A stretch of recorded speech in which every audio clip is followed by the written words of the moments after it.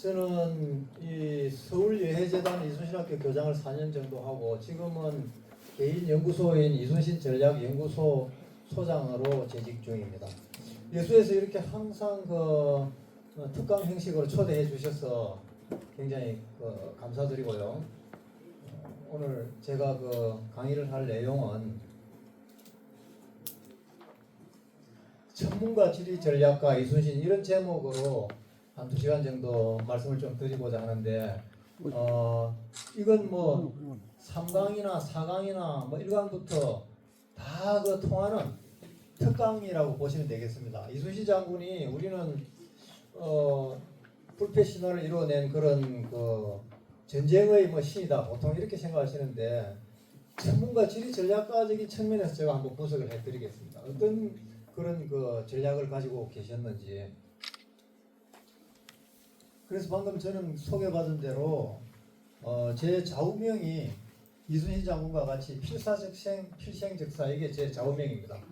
저도 쭉 이렇게 뭐 직장생활도 해보고 그동안은 여러 가지 경험을 해봤더니 명량해전 직전에 이순신 장군이 말씀하셨던 필사적생 필생적사 이 정신으로 살면은 어떤 난관도 우리가 헤쳐나갈 수 있고 직장생활에서도 마찬가지고 승진도 그렇고 학생들은 시험을 쳐도 그렇고 어떤 큰 프로젝트를 수행하는 것도 그렇고 이런 죽을 힘을 다해서 하면은 반드시 성공할 수 있더라 그런 걸 이제 좌우명으로 삼고 있습니다.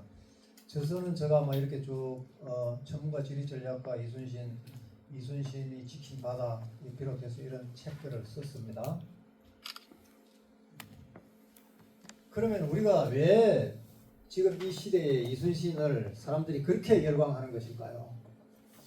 지금 시대는 말 그대로 굉장히 갈등과 혼란의 시대입니다. 여러분도 잘 아시겠지만 지금 우리나라는 온 사방이 칡과 등나무처럼 얽혀가지고 갈등이라 그러죠. 그러니까 이 남북 간에 서로 대립하고 있고 동서 지역 감정도 완전히 해소가 된 것도 아니고 남녀 간에도 서로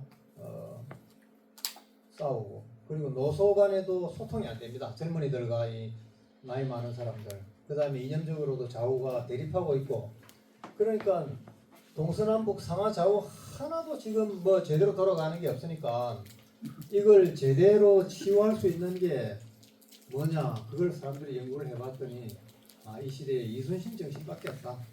그래서 이순신을 사람들이 열광하게 되는 거고 지금 이 시대에 소영웅들은 많지만은 이순신과 같은 진짜 성웅 모든 사람들이 열광할 수 있는 그런 성웅이 없으니까 작은 소영웅들은 많죠. 전부 자기만 잘났다고 떠드는 사람들이 많은데 이순신 같은 영웅은 없었다. 그리고 이순신 장군은 노산 이현상 선생부터 쭉 이야기를 해가 지금 부산에 계시는 김종대 전 헌법재판관도 이야기했지만 이순신 장군은 정돈된 인격체다 이런 이야기를 합니다. 정돈된 인격체라는 것은 자기 수양을 하고 독서를 하고 그 다음에 쭉 자기 성찰을 해가지고 인간으로서의 최고의 인격을 실현한 자아를 실현하신 분이다 이런 얘기를 많이 하셔요. 그래서 이분을 우리가 본받아야 되겠다. 그리고 백의종군 정신 이순신 장군은 일생을 통해서 백의종군을 2번 하셨잖아요. 여러분들 잘 아시겠지만 한경도에서 여진족들과 싸울 때 1차 백의종군을 한번 했고 그다음에 정유재란 발발하자마자 백의종군을 했는데 자기가 어떤 계급장 다 떼고 쉽게 얘기하면은 직위 해제가 된 그런 상태에서도 나라를 위해서 끝까지 자기의 본분을 다 했던 그런 정신들. 그러니까 지금 이순신 신드롬이 전국에서 다 일어나고 있는 겁니다. 지금 광화문에 가면은 이순신 장군하고 세종대왕 동상이 이순신 장군은 서서 계시고 세종대왕은 앉아서 계신데 지금 우리가 설문조사를 해보면은 역사적인 인물 중에서 가장 대한민국 사람들이 존중하는 사람 1위가 이순신 장군, 2위가 세종대왕, 3위는 안중근 의사 이렇게 보통 나오는데 이런 이순신에 대한 신드롬 때문에 여러분들이 보셨던 불멸의 이순신이라는 드라마가 오래전에 완전히 인기리에 방영이 됐었고 그 다음에 영화가 벌써 명량에 이어서 한산 그 다음에 노량까지 다 3번이나 김한민 감독이 해서 전 국민들이 엄청나게 보러 갔었잖아요. 이게 다 지금 이 시대에 이순신이 필요한 그런 시대적인 요청 때문에 이렇게 된 것이 아닌가, 저는 그렇게 보고 있어요. 우리가 이순신을 이해를 하려고 하면은 저는 이 남해안 지도를 항상 좀 내놓고 먼저 이야기를 하고 가는데요.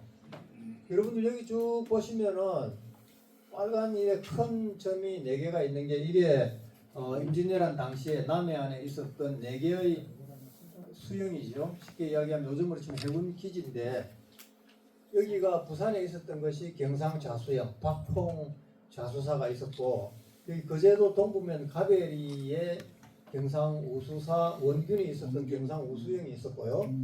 그다음 여기 지금 우리가 있는 여수의 이순신 장군이 여기서 전라 자수사로 계셨고, 그다음에 해남 문내면 선두리, 거기는 지금도 그 우수영이라는 지명이 그대로 남아 있습니다. 여기가 전라 우수영인데 이혁기 장군이 여기에 있었죠. 근데 여기서 이제 까만 점을 이렇게 쭉 제가 대표적으로 표시해 놓았던 곳은 이순신 장군이 싸워서 전부 이겼던 장소입니다. 지금 남해안에 까맣게 이렇게 박혀 있잖아요. 이걸 이제 세분하면 더 많아질 수도 있는데, 지금 이순신 장군이 지금 여수에 이렇게 계셨는데 가만히 보면은 여수 서쪽에는 검은 점이 그렇게 많지 않은데 전부 경상도 해역에 꽉 몰려 있습니다.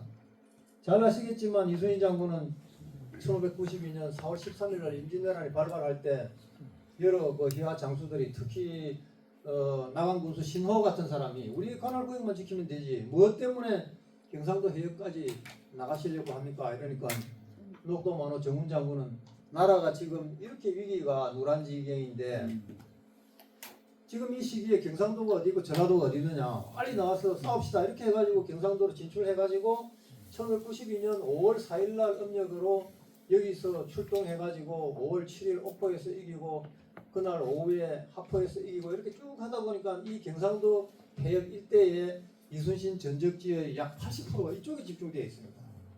이걸 이제 잘 아셔야 되고, 그 다음에 이걸 경상좌수영, 경상우수영 이러는데 우리가 보면은 오른쪽에 있는데 왜 좌수영이냐 그렇게 질문하시는 분이 간혹 있는데, 이제 여러분들은 다 아시겠죠?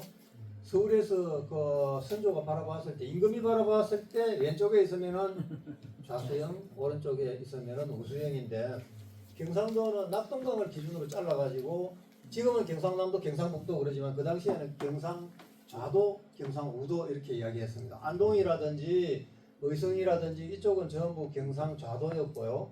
그 다음에 그 의령이라든지 합천이라든지 이 함안이라든지 이쪽은 전부 경상우도였습니다. 낙동강을 기준으로 해가지고.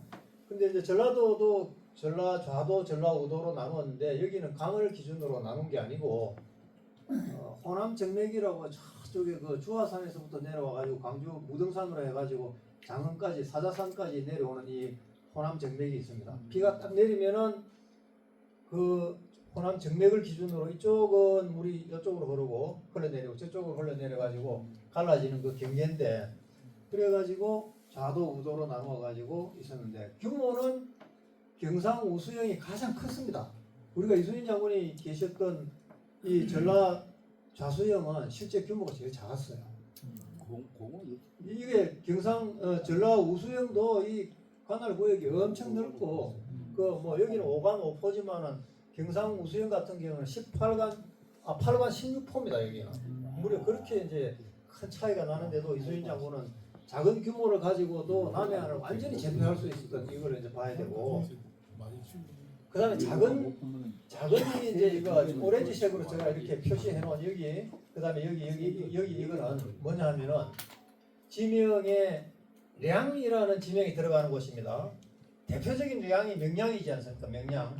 그 다음에 여기 이순신 장군이 한산도에서 진을 두고 서진하는 왜군을 막아내려고 하면 견내량을 막아야 된다고 사헌부 집행 현덕성에게 편지를 보내서 이야기했듯이 여기 견내량이 있죠. 이 량은 쉽게 이야기하면은 그 해상 관문이라고 보시면 돼요. 육지에서 관문은 문경 세제라든지 조령이나 주풍령 이런 게 이제 관문이 돼가지고 좁은 그 협곡이나 고개를 넘어서려고 하면은 거기에 몇 명의 적은 병력만 있어도 많은 병력을 막아낼 수 있는 그 자리가 관문인데 해상 관문은 전부 량이라는 지명이 들어갑니다. 부산 가면 영도다리 건너가는 초량 있죠. 초량. 그 다음에 여기 창원시 마산 하포구 구산면에 가면은 속칭 콰이강의 다리라는 거인데 저도라는 그 섬을 건너가려는데 아주 협소한 해협이 있습니다. 거기를 이순신 장군은 고리량이라고 했습니다. 고리량. 여기 견내량 있죠. 그러니까 통영 가시면 여러분들 그 미륵산 그 케이블카 타러 건너가기 전에 큰 다리가 있는데 통영대교하고 충무교라는 두 개의 다리가 있어요. 그 아래가 창량입니다. 창량. 굴착기 할 때 그 팔착자. 청량. 예, 창량 내지는 착포량이라고도 이순신 장군은 했는데 통영 사람들은 사투리로 거기를 사투리가 아니고 그 순수 우리말로 판대목이라 그럽니다. 파낸 목이다. 바틀넥. 네, 파낸 목, 판대목 다리라고 그러지요. 거기를. 그 남해 노량 유명하니까 여러분들 잘 아실 테고 여수에도 이 화양면에서 백도로 건너가는 백서량이라고 있습니다. 거기가 화양면 끝에 가면 안포리에서 백도로 건너가는 거기도 다리가 놓아져 있던데 거기 가니까 이쪽 그 방언으로 휘또라 그러더라고요. 휘또. 예, 휘또라는 게 이제 제가 분석을 해봤더니 이거는 하얀 뭐 이런 뜻이고 또는 이 건널 도자를 조금 이렇게 대발음이 나가지고 예, 건너가는 목이다. 건너가는 거 휘또. 견내령도 여기 통영 가보면은 전하도라 그래요. 옛날에 고려 의종 때 무신난이 일어났을 때 고려 의종이 폐위가 돼가지고 그 반시성을 가진 무장이 한 명 따라 내려와가지고 이쪽을 배를 타고 건너갔다. 그래서 전하가 건너갔다고 해가지고 전하도 내지는 전하도목이라고 그러는데 여기가 휘도 이런 식으로 돼 있는. 이게 전부 관문이거든요. 그 다음에 여기 가면은 강진 가면은 고금도 건너가는 게 이게 마량이 있지 않습니까? 그 다음에 완도로 건너가려고 하면은 요즘은 이게 다 연결이 돼 가지고 잘 표시가 안 나는데 조그마한 섬이 완도 사이에 달도라는 섬이 하나 있었어요. 옛날에 그 달도 건너편에 해남 쪽에 여기 옛날에 달량진이 있었는데 임진왜란 발발하기 전에 달량진 외변이 있었던 곳이죠. 저기가 손죽도에서 이대원 장군이 순찰을 했던 그 시기인데 그 이런 량, 그 다음 명량은 뭐 너무나 유명한 데인데 이 명량이 량이 붙은 데는 어떤 현상이 일어나냐 하면은 조류가 이 밀물과 썰물이 빠져나갈 때는요 협소하기 때문에 동일한 시간 내에 똑같은 물의 양이 빠져나가려고 하면은 이 물리학적으로 유체역학적으로 베르누이의 정리가 적용이 돼가지고 엄청난 속도로 빠져나가는 곳입니다. 그래서 여기가 가장 물살이 세고 명량이 제가 조사한 바로는 두 번째는 견내량이 셌습니다. 그래서 이거는 이순신 장군이 손자 병법에서 이야기하는 소위 말하는 일부당경 족부천부라 명량해전 때도 그런 이야기 했지 않습니까? 한 사람의 사내가 길목을 지키고 있으면은 좋기 1000명의 적을 두렵게 할 수 있다. 그 자리가 바로 이 량입니다. 참, 그 량은 한문으로 이게 그 대들보 량자라고 하기도 하고 대들보 걸치고 쓱가래라고 작은 거 걸치는 그걸 쓱가래 량이라고 하는데 그 량이라는 걸 이런 대들보 같은 것만 하나 걸치면은 외나무 다리만 걸치면 건너갈 수 있다는 식으로 가장법을 써서 그렇게 량량 붙였거든요. 그 붙였는데 지금은 이 량 붙어 있는 지명은 가면은 전부 그 연도교나 연육교가 다 해놔져 있습니다. 지금 왜냐하면 다리만 나오면 뭐 아주 좁으니까 여기 하나 뺐는데 사량도 상도하고 사량 하도에도 이 사이를 사량이라고 하거든요. 여기도 지금 연도교가 놓여져 있습니다. 그래서 이걸 이제 지도를 가지고 우선 이렇게 설명을 드린 이유는 다음에 이제 해전이나 쭉 이야기하면서 이걸 미리 한번 설명을 드려야 우리나라 남해안이 굉장히 해안선이 복잡하고 이렇게 들어가고 나가고 이러지 않습니까? 이걸 이제 우리가 리아스식 해안이라고 하기도 하고 침강 해안이라고 하기도 하는데 부산에서 목포까지 직선거리보다 이 해안선 복잡한 해안선을 다 풀어가지고 늘려놓으면 그 길이가 무려 8배가 나옵니다. 8배 정도 나오고 면적이 제주도가 제일 넓지만 해안선 길이로 따지면 거제도가 제주도보다 훨씬 깁니다. 그만큼 그 리아스식 해안의 특성을 가지고 있는 거고 이제 한산도도 굉장히 그 굴곡이 심한 섬입니다. 그 이런 이제 지형을 이순신 장군이 잘 활용해가지고 전문가 지리 전략가로서 한 번도 지지 않는 그런 이제 역량을 발휘하셨죠. 임진왜란을 이야기하려고 하면 우리가 우선 그 폭풍 전야의 새나라 임진왜란이 발발하기 전에 이 1544년에 사량진 위해변이 일어나고 55년에 을묘 외변 이게 일어났습니다. 그리고 이게 기축옥사라고 해봐 정여립 영모 사건이라고 해서 정여립이라는 동인이 뭐 영모를 일으키려고 했다 이런 식으로 서인들이 좀 모함을 해가지고 서인의 그 수장인 정철이 그냥 동인들을 엄청나게 잡아서 그냥 죽인 그런 기축옥사가 대단한 이 당쟁의 아마 제일 비참했던 그 당쟁의 역사 중에 하나가 기축옥사인데 이런 사건들이 있었고 그다음에 율곡 이이 같은 사람은 임진왜란 발발하기 전에 조선의 상황을 상소를 올리면서 조선은 이미 나라가 아닙니다. 이거 완전히 끝났습니다. 이런 식으로까지 이야기했어요. 완전히 망하기 일보 직전이다. 그래가지고 또 통신사를 일본에 2명을 확인을 해봤더니 서인 황윤길이를 정사로 삼고 동인인 학봉 김성희를 부사로 삼아서 보내가지고 갔다 와서 보고를 해봐라고 했더니 이 황윤길이라는 사람은 일본에 쳐들어올 것 같다고 이야기를 했고 김성희는 쳐들어올 것 같지 않더라. 왜 그러느냐? 선조가 물었더니 황윤길은 이 도요토미 히데요시의 그 눈빛을 보니까 범상한 사람이 아닌 것 같고 굉장히 보통 사람이 아니더라 이런 식으로 이야기를 하는데 김성일은 그러면 뭐 눈이 쥐새끼처럼 생겨가지고 뭐 형편없고 전혀 우리나라를 침공해올 만한 그런 제목감이 못 된다고 그렇게 상반된 보고를 했었어요. 이렇게 대비가 없었습니다 우리나라는. 근데 이제 일본은 완전히 그 전국시대 스페인이나 포르투갈과 교역을 해가지고 천주교도 전래되고 그 어마어마한 조총이 세계에서 가장 많은 조총을 확보할 정도로 조총을 전례를 받았습니다. 그리고 1590년 임진왜란 발발 2년 전에 도요토미 히데요시는 전국을 통일을 했죠. 완전히. 그래가지고 1591년에 조선 침략을 위한 총동원령을 내려가지고 규슈의 나고야 성을 짓기 시작합니다. 이 나고야가 일본 가면은 2군데가 있는데 저쪽에 본토에 있는 나고야는 한자로 쓰면은 명고옥이라고 쓰고요. 여기 규슈 나고야서는 성은 명호옥이라고 있습니다. 그러나 발음은 똑같습니다. 여기서 총동원령을 내려가지고 이 완전히 침략 준비를 하고 있었는데 우리나라에 참전했던 명나라 상황은 어땠느냐? 영종 제2시절에 토목보의 변이라 해가지고 몽고족 그 오일라트 타타르 이쪽에 왕이 포로로 잡히는 그런 사건이 있었어요.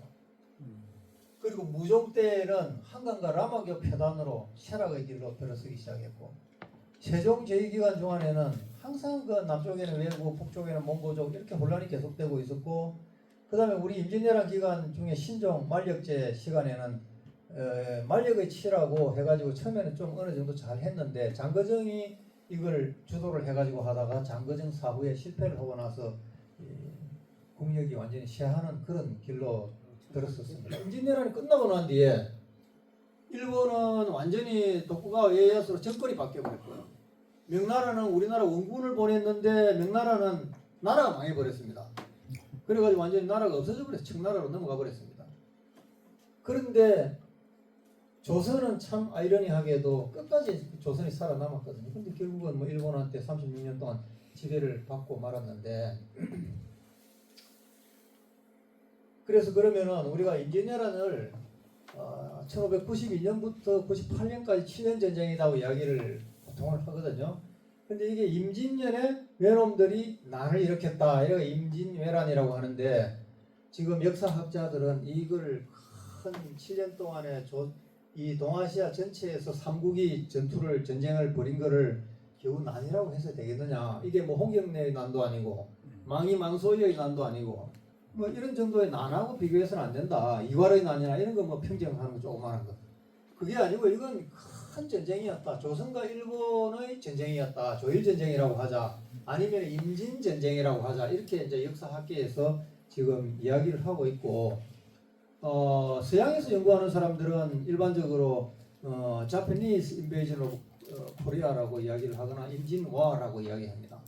일본 사람들은 이걸 물록 게이초노 액이라 그래가지고 물록 경장의 녹이라고 하면서 명부는 정명가도 명나라를 정벌하러 가는데 조선은 길만 빌려 나오 그렇게 이야기했거든요. 그게 말이 됩니까? 길만 빌려주고 지나가면서 그냥 지나갑니까? 그 사람들이 전혀 말도 안 되는 이야기 명분을 내걸고 전쟁을 벌였는데 이건 동아시아 전체의 전쟁이었습니다. 심지어는 대항해 시대 때 아프리카에서 모잠비크 같은 데서 그 그물을 던져가지고 잡아가지고 인신매매를 했던 노예상들이 잡아가지고 명나라에 팔았던 그 사람들이 원군으로 참전했다는 그런 기록도 있습니다. 그러니 이게 흑인도 참전했고 그 다음에 동아시아 전체가 7년 동안 벌인 전쟁인데 이걸 전쟁이라고 하지 않고 난이라 할 수 있겠느냐. 임진왜란이 발발하자마자 조선은 일본 조총한테 놀래가지고 완전히 쑥대밭이 됐습니다. 처음에 특히 육군들이. 그러나 차차 이순신 장군이 바다에서 해상 보급로를 완전히 끊어버리고 육지에서는 의병들이 일어나고 해가 결국에는 명나라 연합군까지 들어와가지고 조명연합군이 마지막에는 승리한 전쟁이다. 이렇게 우리가 결론을 내립니다. 그러면은 이 당시 남해안 수군 진영은 아까 제가 이래 설명을 드렸고요. 경상 좌수영, 우수영, 전라 좌수영, 우수영 이렇게 이제 쭉 있었습니다. 그리고 전란에 대비해 가지고 이순신 장군은 1591년 2월 달에 발령을 받아서 정업행감을 하시다가 여기 여수의 전라 자소사로 오셨잖아요. 오셔가지고 쭉 성곽을 보수를 하고 뒤에 뭐 저쪽 그 여수공항 관제탑 근처 거기 신선 예예 그쪽에 가가지고 돌을 전부 깨가지고 여기까지 가져와가지고 선생원이라는 데서 싣고 와서 성곽 보수하는 데도 쓰고 저기 오동도 나가는 그 밑에 철새 설치해가지고 돌에 구멍 뚫어서 그 밑에 깔기도 하고 이런 완전히 방비를 1년 내내 그 하면서 가망만 앞바다에 나가서 병사들을 매일 노젓고 이 진보 훈련 같은 거 시키고 막 그렇게 하면서 임진왜란 그 발발하던 해 초기에 이게 이제 여러분들 잘 아시는 초도 순식을 하시잖아요. 여기 전라 자수에서 출발해가지고 여기 쭉 가서 뭐 여도를 거쳐서 녹도로 해서 발포로 갔다가 사도로 해서 방답으로 돌아오는 이 과정들을 난중 일기를 읽어보면 이순신 장군이 정말 얼마나 섬세하게 점검을 하시는지 여러분들 다 보실 수 있을 겁니다. 잘하는 데 가서는 격려 치하해주고 술도 같이 마시고 그 밑에 심부름 많은 산반 하인들까지 남은 술까지 챙겨 먹이면서 하는데 뭐 잘못한 데는 그 생리들 불러내가지고 막 그냥 곤봉을 치고 그렇게 하거든요. 그렇게 하면서 가는데 그 이순신 장군은 굉장히 그또 그렇게 엄격하면서도 굉장히 이 문인다운 낭만도 있는 분입니다. 가면서 이 발포 같은 데로 갈 때는 그때 막 진달래가 피어가지고 이쪽 여도로 건너갈 때 산꽃이 만개했다고 하는데 순천부사 권준이 기생들도 데리고 나왔다. 꽃이 활짝 피어있고 기생들이 나와서 뭐 노래도 한 자리 했겠죠. 그리고 가면서 발포로 돌아갈 때는 그 하늘에서 봄비가 내리니까 하늘에 꽃비가 내린다 그랬어요. 시인입니다. 이순신 장군은. 그러면서도 이렇게 다 점검할 건 다 하시고 오간오포를 이렇게 다 둘러보시고 이렇게 하시죠.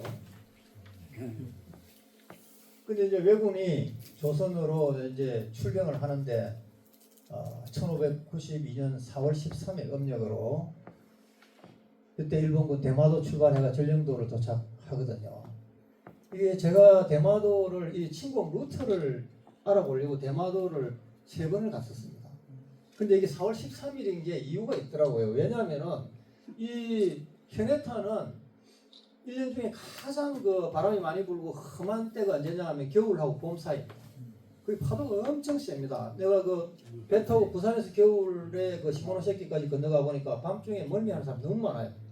그 별로 그렇게 거리가 먼 곳도 아닌데 워낙에 파도가 심하고 바람이 많이 부니까 그래서 4월 13일이면 우리 양력으로 따지면 한 5월 정도 되잖아요. 지금이 우리 5월인데 그때는 뭐 이 기상 이변이 요즘처럼 이렇게 되기 전이라 조금 달랐겠지만 그 이 날을 택일한 게 일본 놈들이 아침에 일찍 일어나가지고 딱 바라보면은 대마도 오우라항에서 부산이 직선거리로 50km밖에 안 되거든요. 근데 그게 아침에 딱 봐가지고 파도가 없이 날씨가 깨끗하게 부산이 확실히 딱 보여야 그날 택해가지고 나와야 됩니다. 왜냐하면은 아침부터 출항해가지고 무동력선이 부산까지 50km 건너오는데 보통 한 9시간 걸리거든요. 9시간. 그러면은 요즘같이 GPS 항법으로 하는 것도 아니고 무전기가 있어서 서로 연락하는 것도 아니니까 이 바람이 불거나 안개가 끼거나 해가지고 중간에 이 선단이 흩어지면 수습이 안 되거든요. 도저히. 그래서 아주 잔잔하고 맑은 날 출발하려고 하면은 음력 4월 13일 이 주경 4월 13일경이 가장 한 번만에 딱 아침에 출발해 건너오기가 제일 좋은 곳이더라고요. 그래서 제가 그걸 유심히 가서 봤는데 이놈들이 나고야 섬 출발해가지고 여기 이키시마라고 일기도라는 섬이 있습니다. 여기 와서 일단 한번 쉬고 그 다음 다시 건너와가지고 대마도 북단에 있는 그 오우라항 여기 와서 딱 있다가 딱 관측해보고 가장 좋은 날 이렇게 이제 건너와 오는 거거든요. 중간 기착지를 항시 가지고 이렇게 옵니다. 그래서 이게 뭐 아무 때나 정한 것도 아니고 어떤 그 해상의 그 일기라든지 이런 천문이나 이런 걸 다 보고 이날을 정했다. 저는 그렇게 판단하고 있거든요. 그래서 이제 4월 13일 날 일본 그 침략 선봉대들이 쭉 오는 걸 누가 제일 먼저 발견했냐면은 낙동강 하구에 있는 가덕도 은봉에 있는 봉수꾼 이등 서근 이런 사람들을 바라봤더니 갑자기 이게 세견선도 아닌데 무역선도 아닌데 배들이 나타나가지고 일본 쪽에서 낙동강 하구로 해가 해운대 쪽으로 쭉 몇십 척이 애를 지어서 지나가는 거 추이도라고 그 앞으로 해가지고 지나가는 게 보이거든요. 추이도는 지섬인데 그래서 큰일 났다 해가지고 이거 완전히 이제 봉화에 불을 올리고 급히 그 가덕진 첨사한테 달려 내려와가지고 서등하고 이근 이런 사람들이 알리니까 가덕진 첨사는 그 옆에 있는 천성보 만호 황정에게 알리고 그 다음에 경상 자수사 박홍에게 알리고 경상 우수사 원균에게도 알리고 순차적으로 공문을 통해서 이순신 장군에도 여수까지 전파가 됐습니다. 이게 전쟁이 났다 이렇게 된 거죠. 근데 이때 이 경상 자수사 박홍은 너무 놀래가지고 자기 시야에 있던 1만의 수군을 해산시켜버리고 밤중에 도망가가지고 가족들 데리고 어디까지 도망가버렸냐 하면은 소백산맥 있는 그 중령까지 도망가버렸어요. 완전히 참 뭐라고 설명하기 힘든데 그래도 이 사람이 공로가 하나 있는 게 뭐냐면은 최초로 임금에게 임진왜란이 발발했습니다 하는 보고를 한 사람이 박홍입니다. 도망간 사람이 무슨 보고를 그런 보고를 해요. 죽기를 뭐 죽든지 싸워서 죽든지 해야지.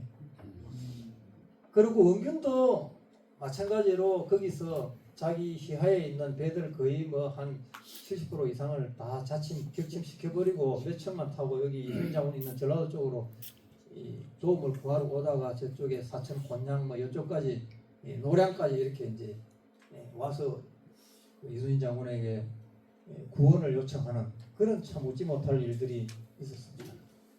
그런데 이순신 장군은 남보다도 특별하게 대비를 했죠. 남해안의 특징을 완전히 간파했습니다. 아까 그 초도 순시를 나갈 때도 보통은 사령관들이 발령을 받아서 자기 임지에 오면은 뭐 육군도 그렇고 요즘도 자기 예하부대 직원들, 연대장, 대대장들 그 다음에 불러가지고 보고를 받거든요. 자기 집무실에서.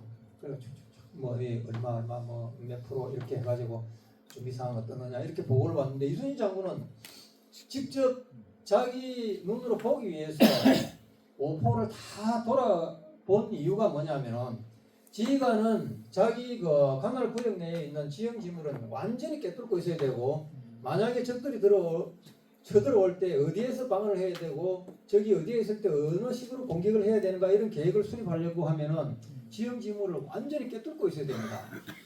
그래서 남해안에는 고도 있고 구미도 있고 포도 있고 량도 있고 치도 있는데 이 고성 반도 모양으로 돌출구죠. 우리가 대표적으로 뭐 호미곶이라든지 포항에 그 큰 거 이런 게 이제 크게 좀 많이 튀어나온 이런 거를 그 토끼골이 있는데 그런 호미곶 북한의 장산도에 있는 장산곶이라든지 이런 거를 이제 보는 이순신 장군이 이런 거 다 알고 계셨어요. 구미라는 지형이 나오는데 이거는 육지 쪽으로 안으로 이렇게 쑥 패여 들어간 이런 지형을 구미라고 하거든요. 보통 우리가 이순신 장군 난중일기에 나오는 구미 중에는 그 화준구미라고 부산포 해전 직전에 낙동강 하구에서 화준구미로 돌아서 화준구미 해전이 있었거든요.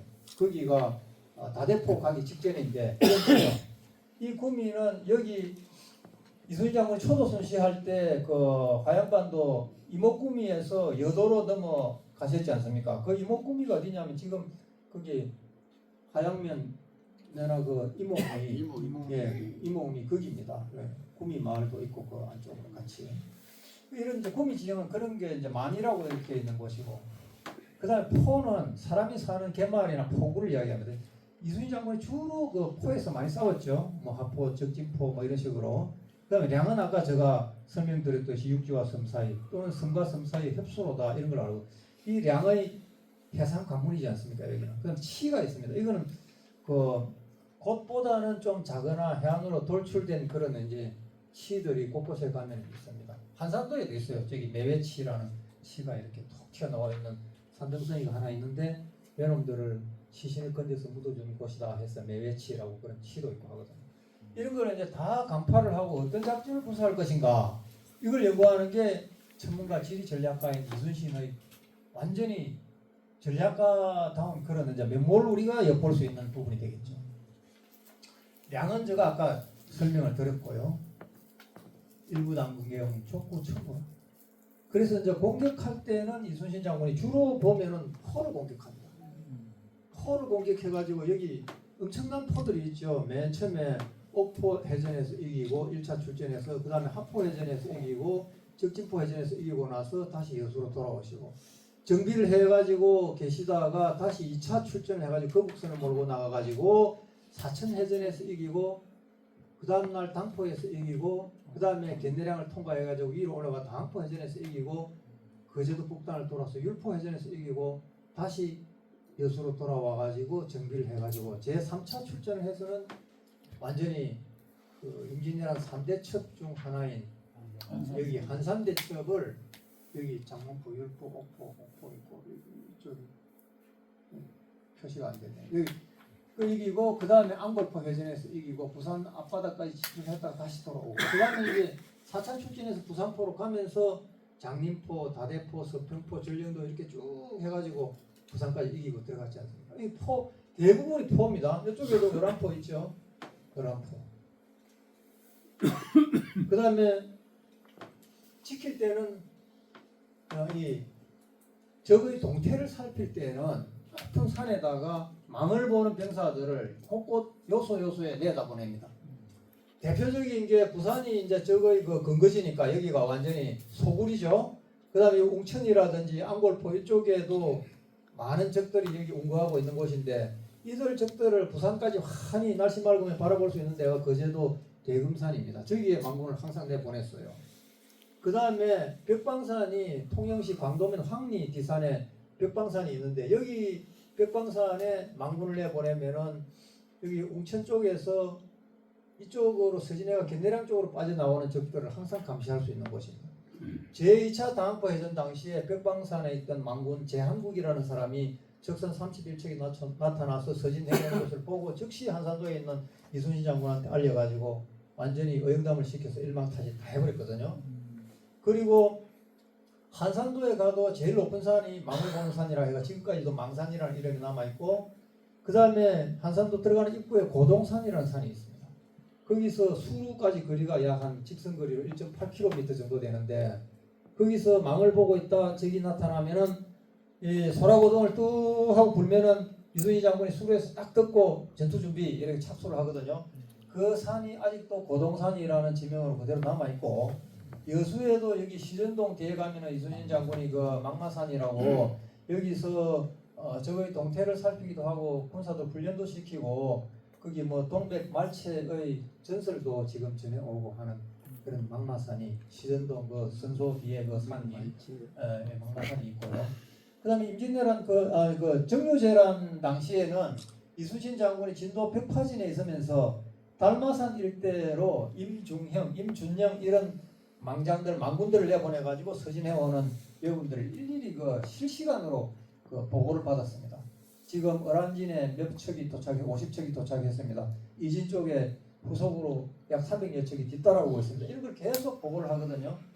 그러니까 이순신 장군은 남해안의 어느 포인트에 올라가면 어디가 다 보인다 하는 것도 머릿속에 다 알고 있으면서 거기에다가 적재적소의 관측 초병들을 만군을 내보내는 탁월한 지리 전문가였죠. 어떻게 보면은 이런 이제 대단한 식견을 가지고 해야 한 번도 지지 않습니다. 그리고 이 지형에 따라서 진법을 다 다르게 활용합니다. 여러분 병장도설이나 우수형 전진도첩 다음에 한번 그 고금도에 가가지고 보시면은 고금도 충무사에 예전에 제가 갔을 때는 우수형 전진도첩을 거기에 전시를 해놓고 이렇게 보여줬는데 그게 이제 굉장히 그 중요한 문화재다 보니까 요즘은 안쪽으로 넣어버리고 밖에 전시를 안 하더라고요. 거기 보면 여러 가지 그 진도를 이렇게 다 걸쳐놓고 있습니다. 진이라는 게 뭐냐면은 이 진법이라는 게 원래 육군에서 나왔는데 이순신 장군이 여진족과 싸울 때 그 1차 백의종군을 하면서 신입장군 밑에 가서 백의종군 하면서 어떤 역할을 맡았느냐 하면 우화열장이라는 직책을 맡았어요. 그러니까 하객진을 이렇게 치는데 하객 날개처럼 좌측 날개를 다른 사람이 맡아가지고 승자총통을 발사하는 걸 맡고 우측 날개를 이순신 장군이 맡아가 우화열장이라고 해서 그 승자총통을 발사하는 책임자 역할을 했는데 그게 이제 하객진이거든요. 그걸 바다에서 한산대첩에서 그대로 적용해가지고 썼는데 진법이라는 것은 병력과 무기를 어느 지점에 어디에다가 배치를 할 것인가 그렇습니다. 그래서 참호를 파가지고 뭐 예를 들어서 박격포는 어디다 놓고 요즘 같으면은 그 다음에 큰 155mm는 뒤쪽으로 멀리서 배치하고 그 다음에 참호 속에서 보병들은 끝까지 방어진지를 구축하고 그렇게 딱딱 포인트를 세워서 이렇게 자기 임무를 주가 세워 놓으면 육지에서는 그대로 그 유지하기가 쉬워요. 아무리 바람 불어도 뭐 그게 날아가는 게 아니거든요. 그런데 바다에서는 그게 안 됩니다. 조류가 있고 해류도 그러고 바람 불고 파도 치고 하면은 하객진을 펼쳐라 하는데 그게 쉽게 펼쳐지겠습니까? 육지에서는 펼쳐놓으면 그대로 있어요. 그래서 이 가망만 앞에서 거의 1년 동안 수군들이 그냥 손이 부러틀 때까지 이 진법 훈련하고 노젓는 훈련을 시키신 분이잖아요. 이순신 장군. 이제 기본 진영으로는 원진, 둥그렇게 이렇게 진을 치고 밤에 잘 때라도 이런 데는 이렇게 딱 진을 치고 사방으로 다 길게 할 수 있게 이렇게 치고 직진, 예진, 방진, 곡진 이런 진들이 굉장히 많습니다. 우리가 잘 아는 장사진이나 하객진은 이게 기본 진영이 아니고 이거는 응용을 한 보조 진영인데 장사진은 이제 여러분들이 잘 아시겠지만 긴 뱀처럼 이렇게 일렬 정도로 쭉 이렇게 쳐들어가는 게 장사진이지 않습니까? 그래서 이순신 장군이 얼마만큼 이 진법에 대가였느냐 하면은 한 번은 발포 만호를 할 때 전라감사 손식이라는 사람이 마음에 안 든다고 저는 저 화순까지 불러내가지고 일부러 그냥 좀 욕먹이려고 너 무슨 진법을 진도를 한번 그려봐 이렇게 이야기했거든요. 이순신 장군이 붓을 가지고 정확하게 정묘하게 그것도 딱 그려가지고 보여주니까 전라감사 관찰사가 완전히 학을 떼고 그 다음부터 이순신을 보는 눈이 달라져가지고 함부로 이순신을 대하지 못했다 그런 기록도 있거든요.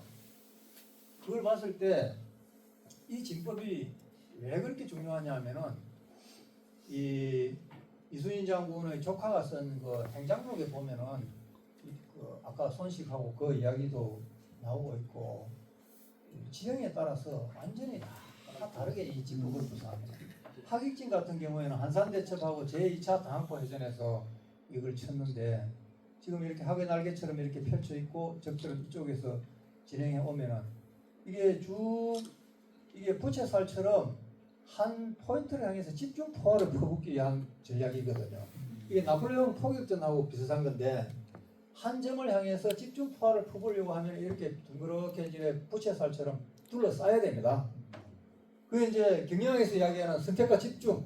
어떻게 이야기하면은 그냥 맨 앞에 오는 놈부터 집중적으로 한 놈만 패는 거죠. 그러면은 우왕좌왕하게 되면은 그 다음 또 패고. 그래가지고 한산대첩 때 완전히 73척의 적선을 완전히 그 초전에 하객진으로 박살을 내버렸잖아요. 그래가지고 이제 거북선이 들어가 좌충우돌 막 그 돌격전을 펼치고 제2차 당학포 해전 때에는 한산도에 있던 이순신 배가 그 아까 이야기했던 벽방망군이 저기 온다는 걸 딱 가르쳐 주니까 그날 저녁에 이순신 장군이 한산도에 출동해가지고 견내량을 판옥선 20척으로 막아버리고 나머지 본대를 데리고 거제도 북단 장목에서 창원시 마산 하포 구산면까지 가 하객진을 쳐가지고 딱 막아버립니다. 그게 이제 제2차 당포 해전 때인데 좀 이따 더 자세하게 그 부분을 설명을 드릴게요. 일자진은 억포해전, 당포해전, 당포해전 이럴 때 이제 썼는데 일자진이 뭐냐 하면은 그냥 한 일자로 옆으로 이렇게 일렬 횡대로 쫙 서가지고 포구, 아까 이야기했던 구미 같은데 포구를 압박해서 들어가는 이 전략이거든요. 이렇게 밀고 들어가면 쫙 펼쳐가지고 일자로 저기 밖으로 도망칠 틈이 없습니다. 압박을 해가지고 들어가는 거기 때문에. 이제 옥포에서도 그런 식으로 해가지고 밀고 들어갔고 당포에서도 그랬고 당포에서도 그랬습니다. 그 다음에 장사진은 이렇게 길게 뱀처럼 이렇게 치는 거는 어느 경우에 적용을 하느냐 하면 저기 깊숙한 포구에 들어박히거나 그 위에 있는 그 산속에 성체에 들어가가지고 참호를 파놓고 안 내려올 때, 바다로 안 나올 때 그럴 때는 일렬 정도로 쭉 이렇게 쳐들어가서 하루 종일 포구를 공격하고 또 이렇게 돌아 나오면 다시 또 쳐들어가고 이거를 하루 종일 반복하는 게 이 일자진 공격이거든요. 이렇게 하는 이유는 이 산 능선이 같은데 이 사람들이 포를 설치해 놓고 육지에는 포를 얼마든지 저 사람들도 운영을 하니까 배 한 포는 자기네들 배가 약해서 마음대로 못 쏘지만 그걸 갖다가 포격을 가했을 때 이래 옆으로 막 퍼져서 들어가면은 맞을 확률이 많지만 일렬로 이렇게 좁게 들어가면은 쉽게 잘 맞지가 않습니다. 그렇기 때문에 이런 이제 진법을 구상하는 거거든요.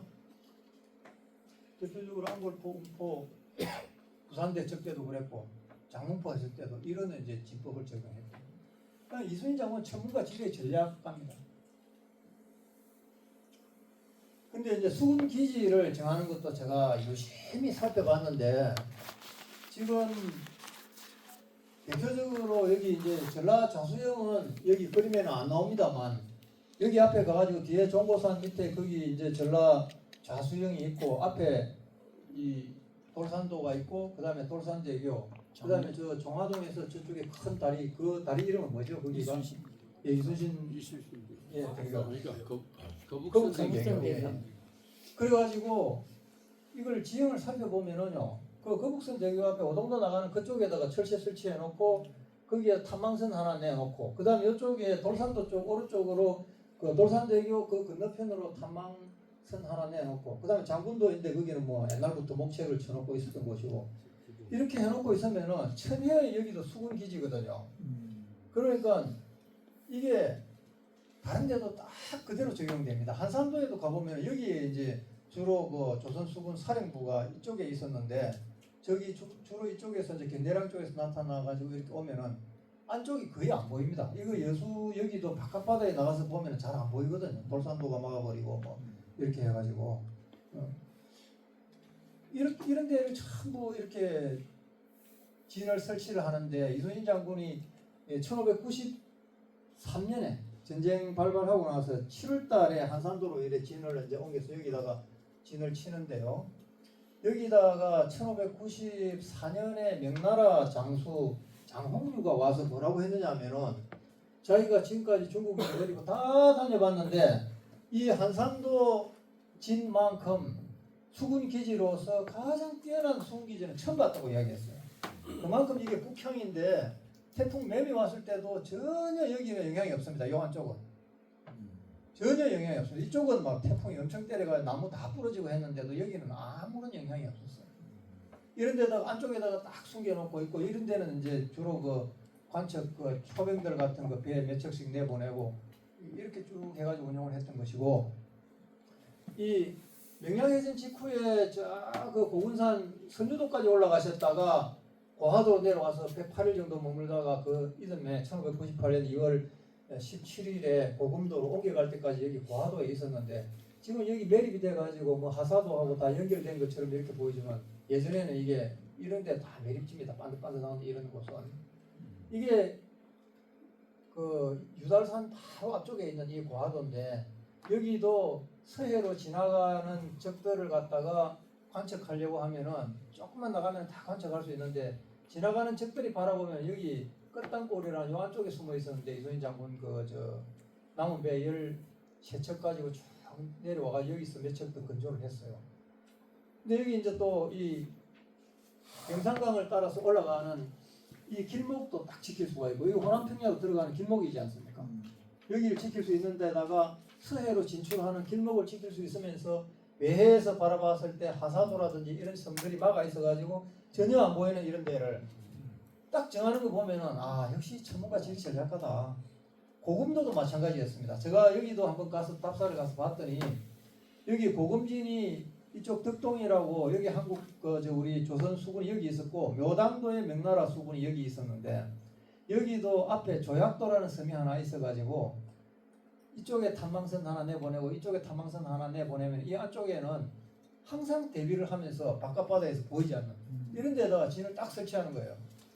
그 전라도 우수영도 가보니까 거기도 마찬가지입니다. 전라도 우수영도 안쪽으로 쑥 들어가가지고 문내면 선들이 거기서 조금 나오면 이제 명량이 나타나고 하는데 그 싹 돌아 나와야 되거든요. 거기도. 그래서 아 옛날 사람들이 함부로 이 수군 진영을 정한 게 아니었구나. 정말 대단하다. 그런 생각을 제가 했습니다. 정말 천문가 지리 전략가죠. 근데 이제 이순신 장군이 또 그러면 해류나 조류를 전혀 몰랐느냐, 뭐 항법을 몰랐느냐, 그것도 아니에요. 이순신이 여기 한산도에 계실 때 1597년에 요시라라는 이중간첩의 관계에 의해 가지고 지금 가토 기요마사가 아무날 아무시에 부산 다대포 쪽으로 넘어올 테니까 부산 앞바다로 나가서 요격하라는 그런 이제 지시를 내리니까 이순신 장군 그때 겨울입니다. 나가면은 이 일대의 해류나 그다음에 뭐 바람이나 이런 걸 누구보다 잘 아시는 분입니다. 더 이제 한 거는 일개 이중간첩의 이야기만 듣고 나가는 건 절대 안 되고 두 번째 요소에 복병이 있을 가능성이 크다. 포라든지 안골포라든지. 그리고 안 나가겠다고 하니까 선조가 그냥 뭐 왕명을 거역했다는 이상한 제목을 4개나 덮어 씌워가지고 파직해가지고 서울로 압송해버렸지 않습니까? 그런데 이순신은 이미 이걸 파악하고 있었습니다. 여기 나가면은 부산 앞바다, 태종대 앞바다에 나가면은 그 겨울 바람에 물론 뭐 초봄까지 그 사이인데 여기는 바람도 세지만 이 쿠로시오 난류가 이렇게 해류가 이렇게 거슬러 올라가면서 우리 판옥선은 이게 평지선이기 때문에 태종대 앞바다만 영도 앞바다만 나가면은 멜번 바다에서는 일본 첨저선은 깊숙하게 물밑으로 들어가기 때문에 그래도 파도를 가르고 대양을 항해할 수 있는 그런 배지만 우리 판옥선은 거기 나가면은 그냥 세숫대야처럼 둥둥 떠가지고 어디까지 가버리냐 하면은 잘못하면 홋카이도까지 가버릴 수도 있고 밀려가지고 잘못되어 이쪽으로 겨우 놓쳐가지고 울산 서세포 들어와가지고 원균이 그랬잖아요. 거기서 가토 기요마사한테 잡혀가지고 뭐 7척이 다 죽고 그랬지 않습니까? 7천년 해전 직전에 이런 걸 다 파악하고 있었어요. 이순신 장군이. 그래서 그러면은 그 당시에는 이 조류를 활용하는 이런 거를 이순신 장군이 또 엄청 했거든요. 대마도 정부를 하러 가게 되면은 보통 부산에서 대마도까지 거리가 50km밖에 안 되는데 훨씬 먼 통영 견내량에 집결해가지고 대마도를 정벌을 하러 갑니다. 왜 그러냐 하면은 아까 얘기했던 견내량에서 썰물이 쫙 빠져서 내려가면은 한산도를 지나가지고 저쪽 매물도까지 내려가가지고 그 밑에 홍도까지 그냥 거의 노 안 접고 떠내려갈 수가 있거든요. 그러니까 거기 조금만 노젓고 내려가면 쿠로시오 난류를 타고 바로 가면 여기가 그냥 대마도입니다. 그래서 여몽연합군이나 고려시대 때 몽고족이 쳐들어와가지고 일본을 정벌을 하러 갈 때나 우리가 태종 때 이종무나 이런 사람들이 스시마 정벌을 하러 갈 때는 집결지가 대부분 마산 하포였거나 아니면은 통영 견내량이었습니다. 부산에서 출발했다가 태종대 앞으로 나가면은 조류에 밀려가지고 그냥 이쪽으로 떠밀려 가버립니다. 조련 선수는 여기 헤쳐가지고 뭘 줄로 싸가지고 이렇게 건너가기는 했습니다만 그거는 뭐 동력선이 앞에 끌고 가고 하니까 가능한 이야기고. 그리고 그 당시에는 항해가 지문항해와 천문항해를 했다는 걸 우리가 이해를 해야 되는데 낮에는 지문항해를 하고 밤에는 천문항해를 합니다. 이 무동력선은 낮에는 갈 때 저쪽 저 섬하고 저 섬하고 사이로 키를 잡아라 이렇게 이제 해가지고 가면은 저 섬 사이는 뭐 가덕도하고 예를 들어서 뭐 무슨 섬하고 사이는 저쪽 지나 부산포다 뭐 이런 식으로 지나가고 하는데 밤에는 달이나 이제 북극성이나 이런 걸 보고 지나가면서 섬의 그 그림자 같은 거 실루엣 이걸 보고 이제 가는 게 그게 천문항해거든요. 그래서 어떤 사람들 이야기 많이 합니다. 이 바보같이 왜 외놈들은 꼭 그 거제도 남단을 돌아서 와버리면 될 텐데 이순신 장군이 꽉 지키고 있는 그 견내량을 무식하게 끝까지 왜 그쪽으로 지나오느냐고.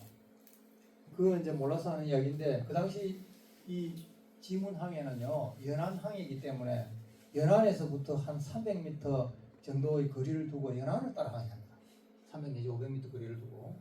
왜냐하면은 아까 그 대마도에서 건너올 때처럼 하루 종일 아주 쾌청한 날 건너와야 그게 선단이 흩어지지 않는데 변화무쌍한 이런데 거제도 남단이나 진도 남단을 돌아서 서해로 올라간다든지 할 때 갑자기 안개가 끼거나 바람이 불면은 그 선단이 흩어지면 도저히 수습이 안 되거든요.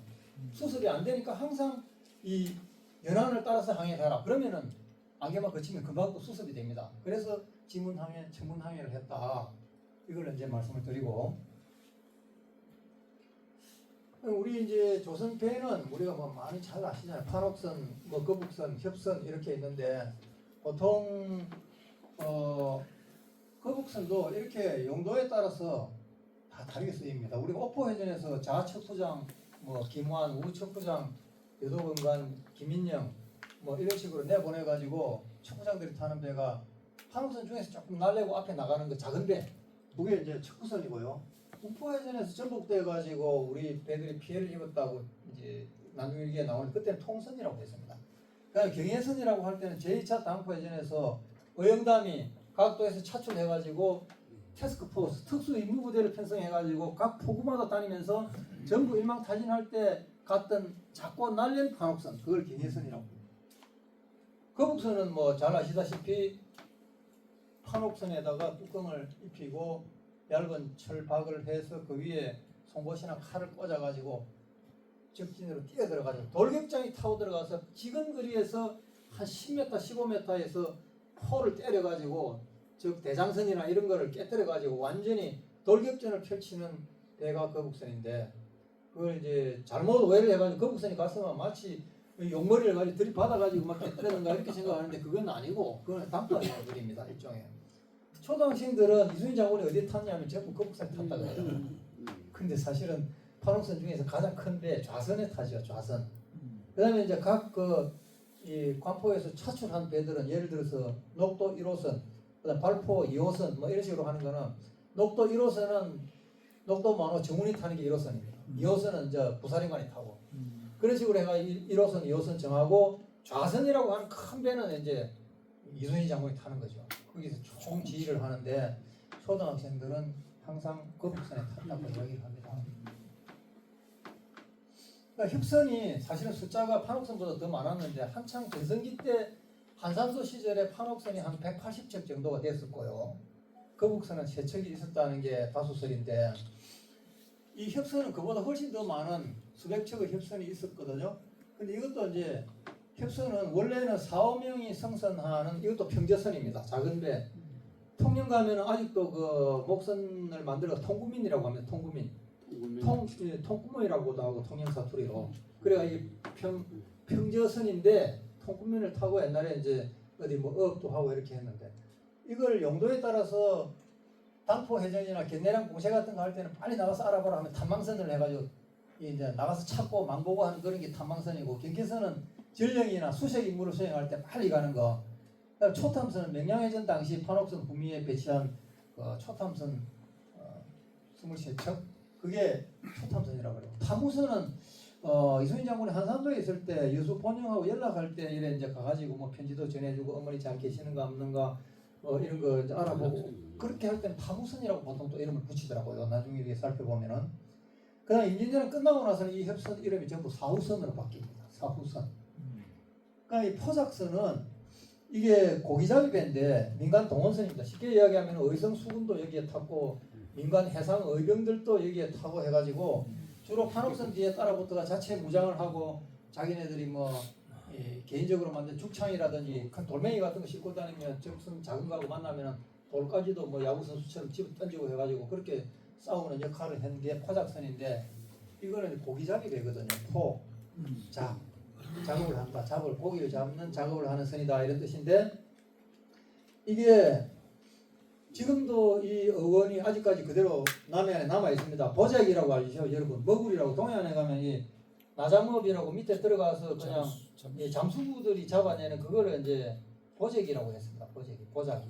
그게 이순신 장군이 썼던 포자기 그대로 지금까지 그 이름이 내려오고 있습니다. 제가 한 5분 쉬었다 할까요? 아니면 끝까지 하고 조금 빨리 마칠까요? 어떻게 하는 게 좋겠어요? 예, 그러면 한 5분 쉬었다 하겠습니다. 예.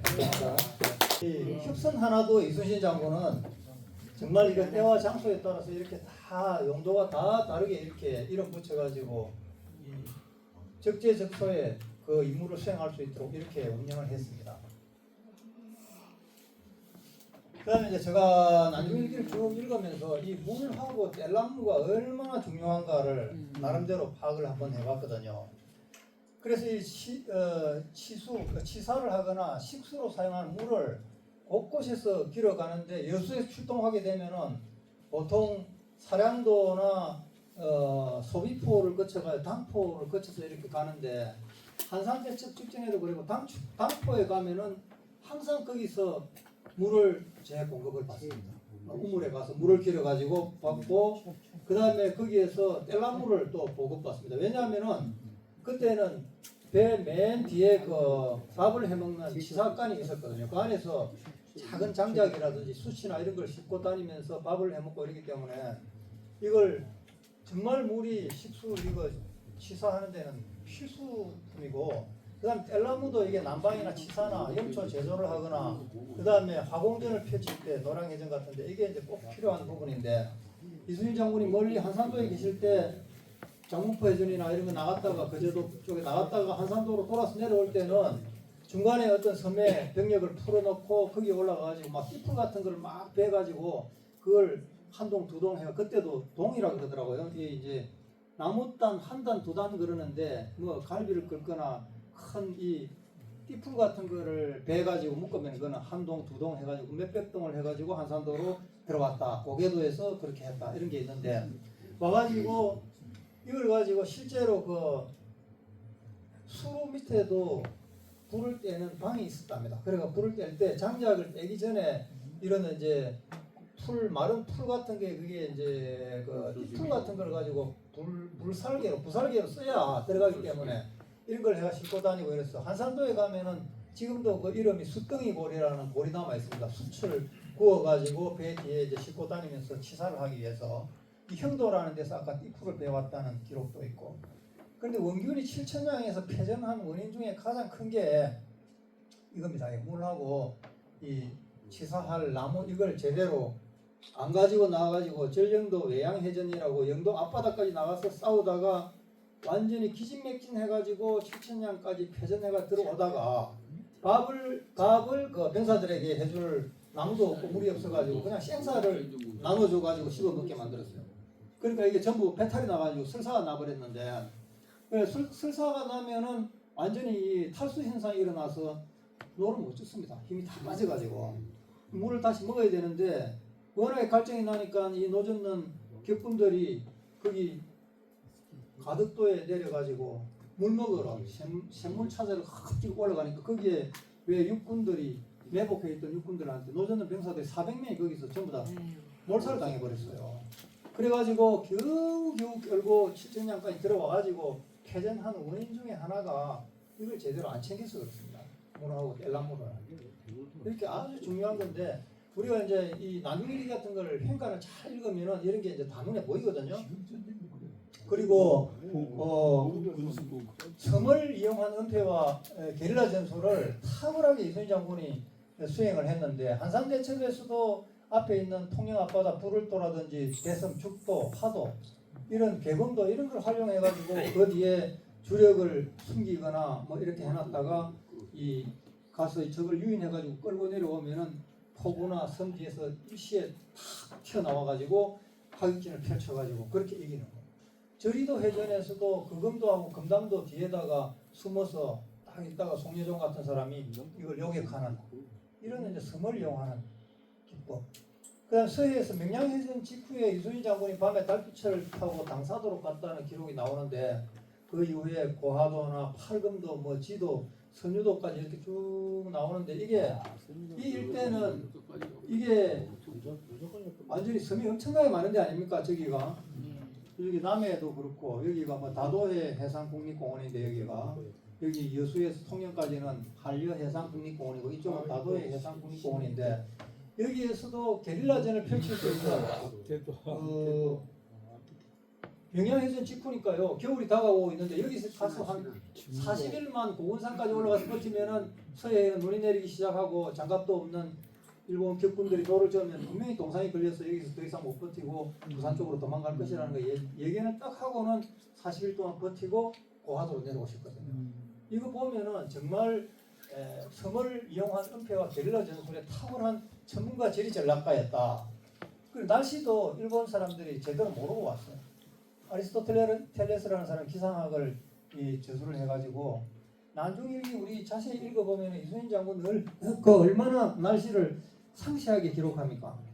아침에 안개가 끼었다가 뭐 가랑비가 내리다가 오후에 큰 비가 내리고 폭풍이 불고 뭐 이렇게 하루 날씨도 그렇게 자세하게 기록을 하거든요. 근데 만약에 이순신 장군이 몇 며칠 개미 청 맑았다 이렇게 하면 그건 아침부터 해질 때까지 맑은 날입니다. 그런 정도로 세밀하게 기록을 하는데 아까 이야기했던 명량해전 이후에 이순신 장군이 날씨 예측을 그렇게 하셨고 역사적으로 보면은 위화도 해군을 이성계가 했을 때 장마철이라 활시위가 이 녹건이 완전히 이 습기에 녹아서 할 수 없다. 그게 위화도 해군을 한 큰 명분 중에 하나였거든요. 날씨가 작용했던 겁니다. 장기로 전투에서 미 해병 1사단이 중공군한테 완전히 박살이 났던 것도 40도 이하 내려가는 개마고원의 혹독한 추위 때문이었고 울산성 전투에서 가토 기요마사가 거기서 버티다가 그때 얼마나 추웠는지 마지막에 가보니까 여놈들이 동상이 안 걸린 사람이 없었고 우물도 다 말라버리고 해가지고 먹을 물이 없어서 그 한겨울에 말을 잡아서 피를 마시고 오줌을 넣어서 오줌을 다시 받아 마시고 그렇게 해가지고 버텼는데 나중에 들어가 보니 손가락이 제대로 남아있는 병사들이 별로 없었다는 기록이 있을 정도로 동상이 심했거든요. 그게 일본 사람들이 4월 13일 날 쳐들어와가지고 서울까지 올라가는데 20일밖에 안 걸렸습니다. 중간에 거기 신입 장군이 탄금대에서 막았지만 8,000명들이 다 전멸하고 뭐 무인지경으로 한 20일 만에 서울 입성해가지고 5월 3일 날 서울에 입성했죠. 그러고 나서 평양으로 쭉 해가 올라가고 고니시 지나가는 평양으로 갔고 가토 기요마사는 한경도까지 올라가 버렸는데 그게 불과 몇 개월 만에 평양성에 눈이 내리기 시작하고 대동강이 얼기 시작합니다. 건너올 때 요즘 말로 반팔 입고 왔을 것 아닙니까? 그런데 이거 뭐 몇 달 아니라 북쪽에 가니까 이거 완전히 혹독한 겨울이 오기 시작하니까 명나라 원군도 건너오는 그것도 있었지만 여기는 우리가 도저히 일본하고 다른 이거는 날씨다. 특히 북한 지방은 더 그렇잖아요. 그래가지고 이 남쪽으로 전부 내려와가지고 그때부터 강화 협상 기간에는 남해안에 28개의 외성을 쌌습니다. 왜냐하면 여기는 따뜻하거든요. 남쪽에는 바닷가에는. 그러니까 이 날씨가 미치는 영향도 엄청나게 큽니다. 전쟁이 나면은 독일군들이 러시아를 침공하러 들어갔다가 모스크바까지 가는 때 전부 러시아는 그 당시 초토화 작전을 해가 가면서 다 들판 불질러 버리고 집도 다 태워버리고 완전히 후퇴후퇴 해가 갔는데 겨울이 혹독한 겨울이 딱 닥치니까 이거 들어가지 진퇴양난에 부닥쳐가지고 그 독일군들이 완전히 거의 전멸해버렸잖아요. 그것도 마찬가지입니다. 그래서 이순신 장군은 날씨를 확실하게 꿰뚫어 보고 있었다는 거죠. 그리고 이제 지형을 이용한 이 봉쇄작전을 자주 펼쳤는데 견내랑 봉쇄작전이라고 제가 이름을 붙여봤습니다. 1593년 6월 24일부터 7월 11일 이 사이에 이게 이제 한산도로 진을 옮긴 게 7월 14일인데 이때 일단 견내량 여기에 외놈들이 계속 출몰해가지고 여기 한산도 쪽으로 넘어오는 게 보이거든요. 그때 당시에 이순신 장군은 여수에서 와가지고 주로 어디에 계셨느냐 하면은 걸망포라고 걸망계라고 합니다. 그 을망포라고 이렇게 이제 보통 표기를 하는데 여기 가면은 지금 이 지방 사람들은 걸망계 그렇게 이야기합니다. 걸망계 여기 계시다가 외놈이 넘어온다는 탐방선이 정갈이 오면은 바로 나와가지고 축출해서 이쪽으로 쫓아내고 또 이게 봉쇄하고 이걸 계속 했던 견내랑 일대 모항은 걸망포였다. 여기 이제 여러분들 나중에 이렇게 자세히 읽어보시면은 이순신 장군이 여기 가만히 와서 보니까 여기서 봉쇄하는 것보다는 한산도에서 봉쇄하는 게 훨씬 낫겠다 해가지고 결국 한산도를 한산진을 택한 거거든요. 그리고 진짜 탁월한 거는 제2차 당포 해전 당시에 저는 이제 경의바다 해상 봉쇄 작전이라 이런 이름을 붙였는데 여기 광희도라는 섬이 보입니다. 이 광희도가 지역민들은 이걸 그 굉이섬 그럽니다. 이게 이몸 역행동화가 일어나서 광희가 굉이 돼가지고 이 굉이섬이 되고 이 일대가 경의바다 이렇게 이야기합니다. 지금 다 가면은 그래가지고 3월 3일 날 벽방산에서 망을 보고 있던 여기가 추남포 뒤에 여기가 벽방산인데 여기가 제한국이라는 사람이 딱 망을 보고 있으니 이쪽에서 막 적선이 한 30몇 척이 넘어오거든요.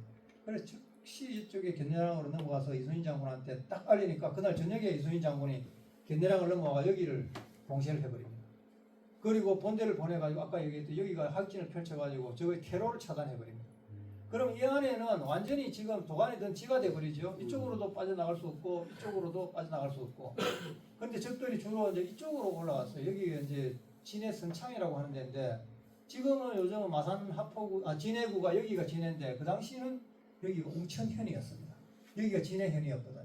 의영담이 여기서 오래 옛날에 근무를 했기 때문에 1차 출전할 때 향도로 내세운 이유가 그런 이유가 있었습니다. 그래서 여기 의영담을 이제 특수임무부대장으로 딱 선출해가지고 날랜 환옥선들을 차출해서 진해 선창으로 쳐들어가니까 이놈들이 업전포로 도망가고 19일포로 도망가고 하는 걸 여기서 6척 격파하고 여기서 2척 격파하고 다음포 들어가는 안쪽에 어선포라는 데서 2척 격파하고 나머지 21척은 1차 다음포 해전이 있었던 이쪽에 들어가서 완전히 다 이잡듯이 수색을 해버린 게 이게 제2차 다음포 해전인데 이게 해상 봉쇄 작전의 백미입니다. 보십시오. 요즘은 이게 뭐 GPS나 이런 게 있어가지고 지도를 보고 여기 막고 여기 막으면 되겠네 이러는데 이순신 장군은 환히 깨뚫고 있었습니다. 여기 막고 여기 막으면 이놈들은 도관에 던지자는 거라. 그리고 다니면서 다 잡아버렸죠. 이게 정말 그 탁월한 전문가 지리 전략가가 아니면 이런 작전을 수행할 수가 없어요.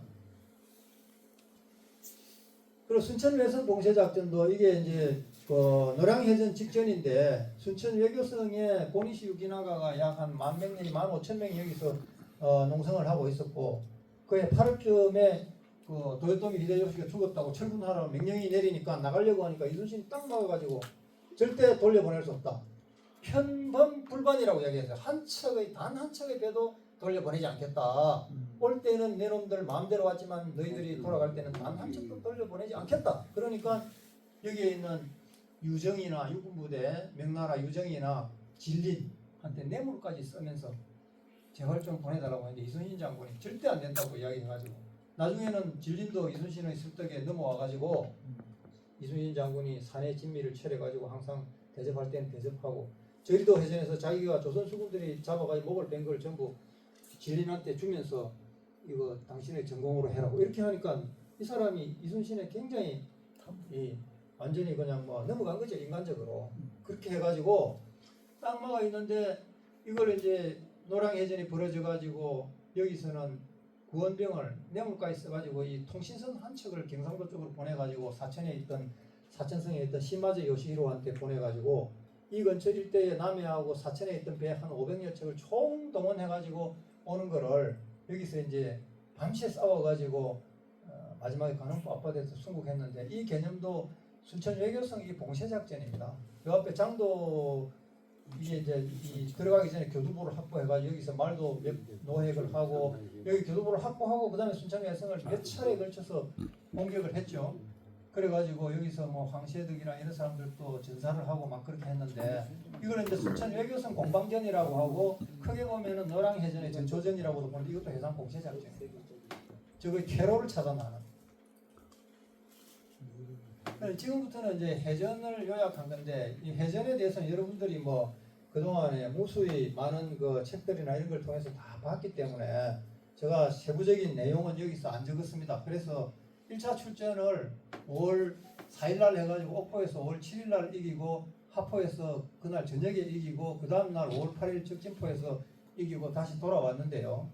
중요한 거는 제일 첫 출전인 옥포해전에서 이순신 장군이 여기서 여수 전라 자수영에서 판옥선 24척 거느리고 저기 경남 고성군 하일면 동하리 그 소비포라는 데가 하룻밤 자고 당포에 가서 판옥선 서너 척 타고 나온 은균하고 합체해가지고 그 거제도 남쪽에 송리포라는 데서 하룻밤 자고 저기 이제 옥포로 쳐들어 올라가는데 이 안에 옥포 안쪽에 적선이 약 한 30척 정도 29척이 민가를 불태우고 노략질을 막 하고 있는데 이순신 장군이 딱 일자진을 펼치고 들어가면서 물령망동하라 정중여산하라 경거망동하지 말고 큰 태산같이 먹게 행동하라 이랬거든요.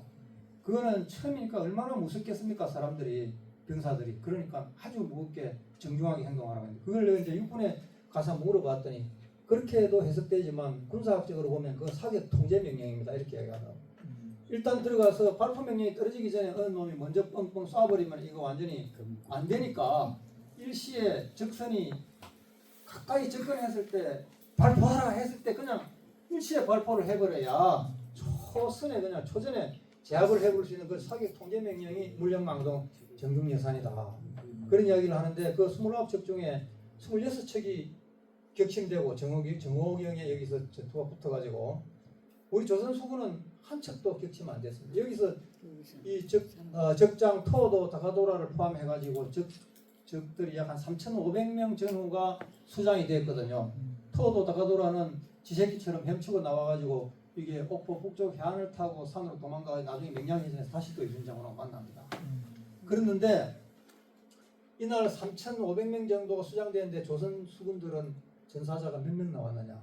여러분 몇 명이나 나왔을 것 같습니다. 전사자 한 명도 없습니다. 그것도 부상자 한 명인데 그것도 경상자입니다. 찰과삼천대입니다. 압도적인 승리를 딱 1차 출전에서 거두고 나니까 그냥 막 그 조선 수군의 만세 소리가 함성이 옥포를 뒤덮고 하면서 이제부터 우리는 이제 이길 수 있다 이런 자신감이 딱 붙는 거죠. 우리가 나가서 치면 어떻게 하느냐 겁이 나가지고 출전하기 전날 황옥천이 같은 사람은 탈영해가 도망간 걸 잡아가지고 이 고소대에 올라가서 최영해가 목을 베가 나무에 매달고 내일부터 출전하는데 탈영하는 놈은 저렇게 나무 꼭대기에 매달리는 머리처럼 된다고 일벌백계 그렇게 해가 나간 거 아닙니까? 근데 거기서 만세를 부르고 막 하니까 선조에게 이순신 장군이 딱 보고한 게 뭐냐 하면 이 첫 해전이 엄청 중요하니까 우리가 이겼던 것은 우리는 모두 하나가 되어 김종대 재판관의 책 제목입니다. 우리는 모두 하나가 되어 죽을 힘을 다해서 싸웠습니다. 그게 얼마나 중요한 이야기냐면은 우리는 그 일심이 되어가지고 함진사 죽기를 다해서 싸웠습니다. 이 이야기거든. 명량해전 직전에 필사적생이라는 말하고 거의 같은 맥락입니다.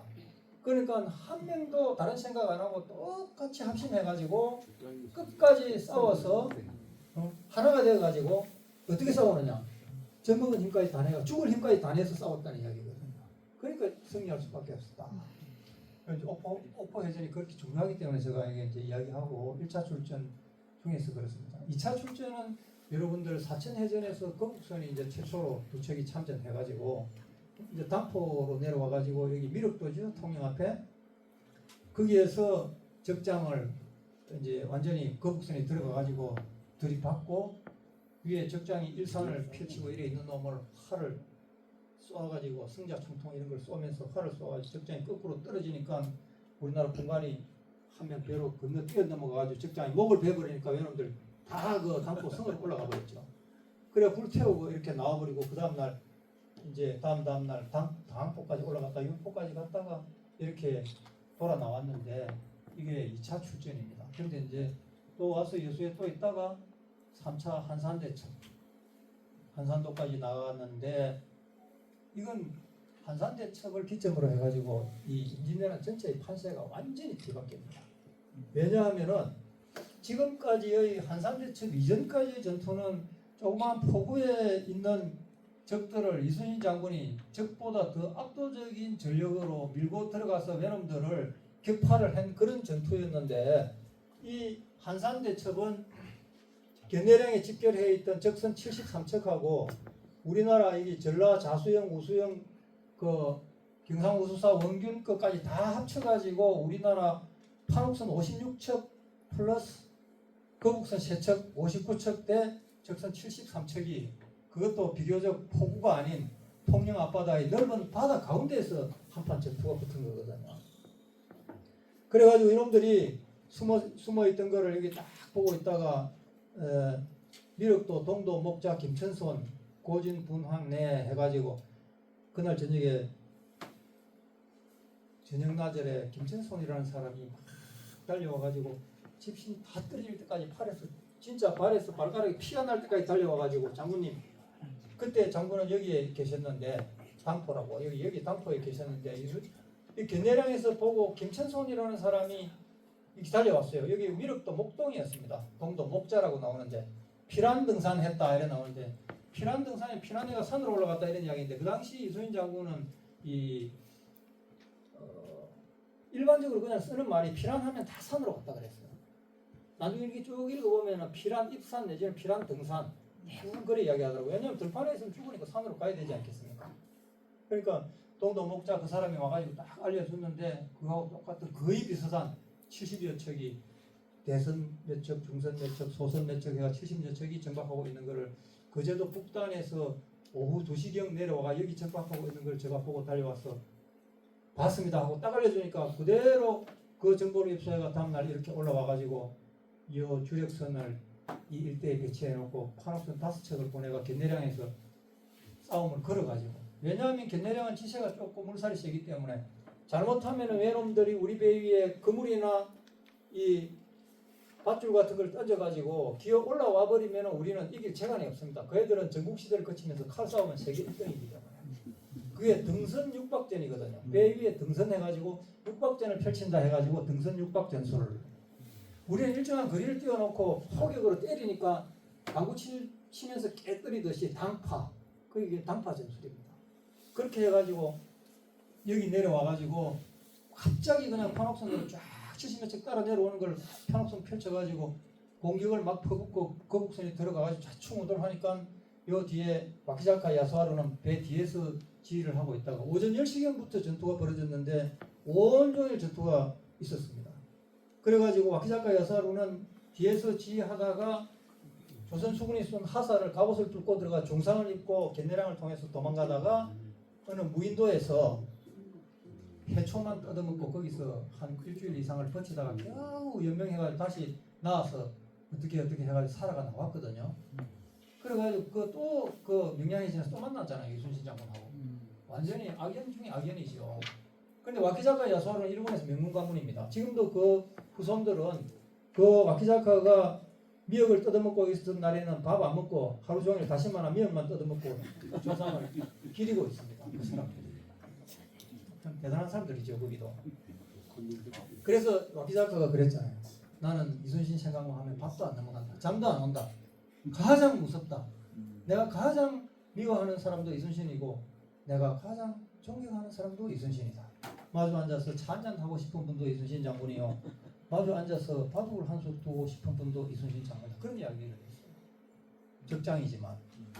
완패를 당했는데 이 한산 대첩을 기점으로 해가지고 저거의 수군은 이제 아예 꼼짝도 못하고 해상 보급선이 이걸 통해 평양까지 싣고 갖다 줘야 되는데 완전히 다 차단돼 버렸습니다.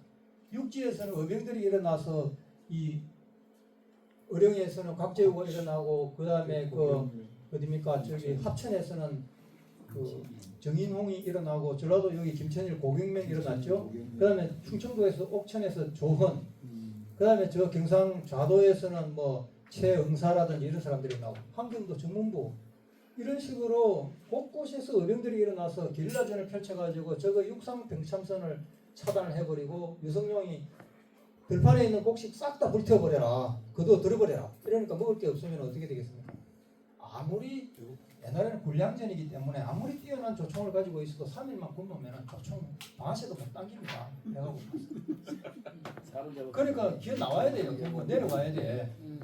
근데 여기서 부산에서 큰 배 한 척에다가 쌀가마니나 탄약 같은 걸 싣고 서해를 거쳐서 대동강이나 청천강까지 갖다 주면은 병사들 3,000명이 짊어지고 구르마 끌고 걸어가는 거하고 똑같은 효과를 배 한 척만 가지고 가면 갈 수가 있거든요.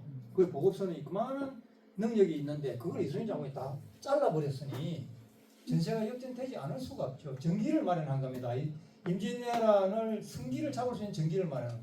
진주대첩하고 행주대첩과 한산대첩을 우리가 3대첩이라고 하는데 이 이후로 외군 남해안의 해상 재해권을 완벽하게 이순신 장군이 장악했다 그렇게 보시면 되고, 이순신 이제 드디어 조선은 임진왜란을 이길 수 있는 그런 전기를 마련했습니다. 4차 출전은 지금 부산에서 이제 부산대첩이라고 이름을 붙이자고 이야기해서 저도 부산대첩이라고 이제 이야기하고 있는데, 여수에서 부산까지 총동원해 갔습니다. 이순신 장군이 완전히 뭐 딸딸 다 끌어서 갔어요. 속된 말로 모든 배 다 동원하고 포작선, 민간 동원선까지 다 동원해가지고 가가지고 낙동강하고 장림포 신평장림 공단 여기에서 이기고, 하중금이 넘어가면서 깨뜨리고, 다대포에서 깨뜨리고, 서평포에서 전령도, 초양목, 그리고 마지막에 이 부산 진성 아래 내려가가지고 했는데, 이걸 이순신 장군은 지금까지 세 번의 싸움이 있었지만 이번 싸움만큼 더 치열했던 전투는 없었다. 그래가지고 이놈들이 뭐 이 산 위에 올라가가지고 참호를 파놓고, 심지어 조선의 그 비밀 병기인 편전을 쏘는 사람들이 보니까 우리 포로들이 잡혀가지고 편전을 쏘기도 하고, 막 거기서 대포를 쏘는데 날아오는 그 크기가 쇳덩이나 돌덩이가 주발만 한 게 날아왔다. 그래 정원 장군이 이 말을 맞아가 적사하시거든요. 그만큼 치열했던 전투인데, 이거를 이제 부산대첩이라고 명명하자. 지금은 부산에서 이제 보통 그렇게 이야기를 하고 있습니다. 5차 출전은 웅포해전은 사실상 이건 여러분들이 그 이후에는 부산포에 완전히 소굴을 틀리고 난 뒤에는 이런 데 틀어박혀가 안 나오거든요. 안 나오니까 이순신 장군이 거제도로 가가지고, 낮에는 여기 송진포라는데 여기 칠천량입니다. 좁은데 여기가 칠천량인데 송진포라는데 여기 쏙 들어가는데 여기다가 밤에는 와서 자고, 낮만 되면은 나가서 이게 음포를 공격했어요. 거의 한 2개월 이상 보십시오. 그래가 계속 공격하고 공격해 이렇게 해도 안 나오거든요. 7차에 걸쳐서 음포 회전을 했던 게 있는데, 주로 뭐 해상 전투가 주로 많이 있지는 않았습니다. 근데 여기 이제 공격을 하다가 우리 배들이 한번 깔보고 서로 들어가서 먼저 전공을 세우려고 하다가 우리 배끼리 부닥쳐가지고 통선이 전복됐다고 이렇게 하니까 이순신 장군, 내가 지휘를 잘못해서 그렇게 됐습니다. 내가 거적대기를 깔고 앉아서 죄를 기다리겠습니다. 선조에게 그렇게 이야기했거든요. 자기가 지휘 잘못한 거를 그렇게 통렬하게 스스로 자기 그의 잘못을 인정하는 그런 장수가 이순신이기도 합니다. 뭐 다른 사람 같으면 변명하겠죠. 뭐 들어가다가 저하고 엉켜가지고 어떻게 됐다고 말 텐데, 내가 지휘를 잘못해서 통선 두 척이 부닥쳐가지고 전복됐다고 이야기합니다. 강화 heb상 기간에는 아까 얘기했던 그 갱이바다 해상 봉쇄 작전이 있었고, 그다음 추남포라는 데가 통영시 광도면 황리 일대인데 여기서 배 한 척 정도를 그 납포해가 끌고 온 그런 전투가 하나 있었어요. 장문포 해전은 말 그대로 이거 이제 상륙작전까지 장문포 해성에 구사를 했는데, 여러분들이 워낙에 전쟁을 안 하려고 안 내려오니까 여기 심지어 육군장들 그 곽재우라든지 주몽룡, 한명령 이런 사람들을 한산도 옆에 있는 화도에서 태워가지고 상륙시키려고 데려갔었거든요. 주몽룡이나 예, 그랬는데 안 내려옵니다, 이 사람들이. 그래가지고 결국은 뭐 철수해가지고 돌아와서 해산시켜서 육군장들을 다시 돌려보내고 그렇게 했던 전투인데, 이때는 이미 강화 협상 기간이죠.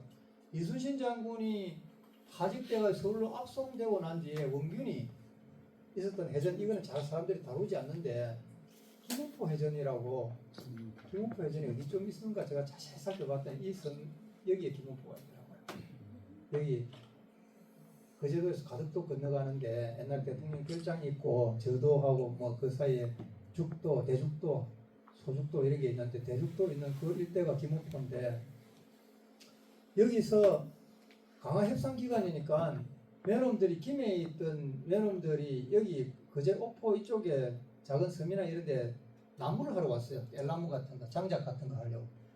그거 이제 강화 협상을 맺고 휴전이다 해놓고 왔는데, 와서 이제 그놈들은 무기도 별로 안 가져왔어요. 그 나무 하는 뭐 칼 같은 거 그런 것만 가져오고 이래 있는데, 이 원균이 가만히 보니 이놈들이 나무하러 오고 뭐 별로 전투도 못할 것 같으니까 와서 이 술이나 한잔 하라고 이렇게 살살 꼬셔서 술을 해가 주고 나무에 가라고 해놓고 딱 출발해가 나가는 걸 보고 뒤에서 막 포로 때려버렸거든요. 그래가지고 이놈들이 그냥 막 왕자왕 하는데 우리나라 고성현령 조음도가 거기 따라붙어가지고 따라갔는데, 이놈들이 배가 바짝 붙어가지고 조음도 배에 건너와 버렸어요. 그러면 어떤 일이 생겨서 팔사하고 그 아들 제일 잘하는. 그걸 조금도 전사해버렸습니다. 안골포 해전에 안원국 전사해버렸죠. 바대포 해전에서 8척 격파한 사실은 있긴 있습니다.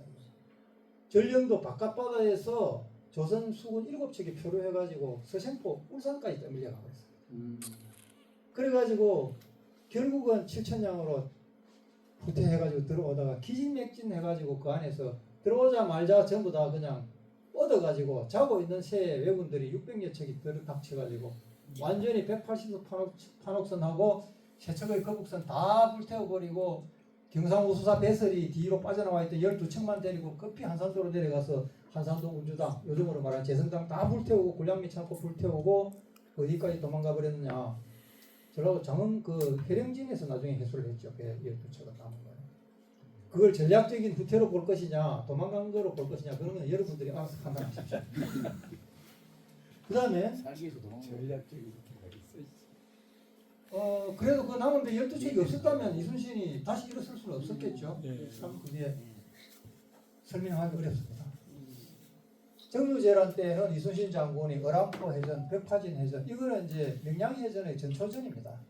어람포에서 벽파진에서 이렇게 이제 적을 몰아낸 거.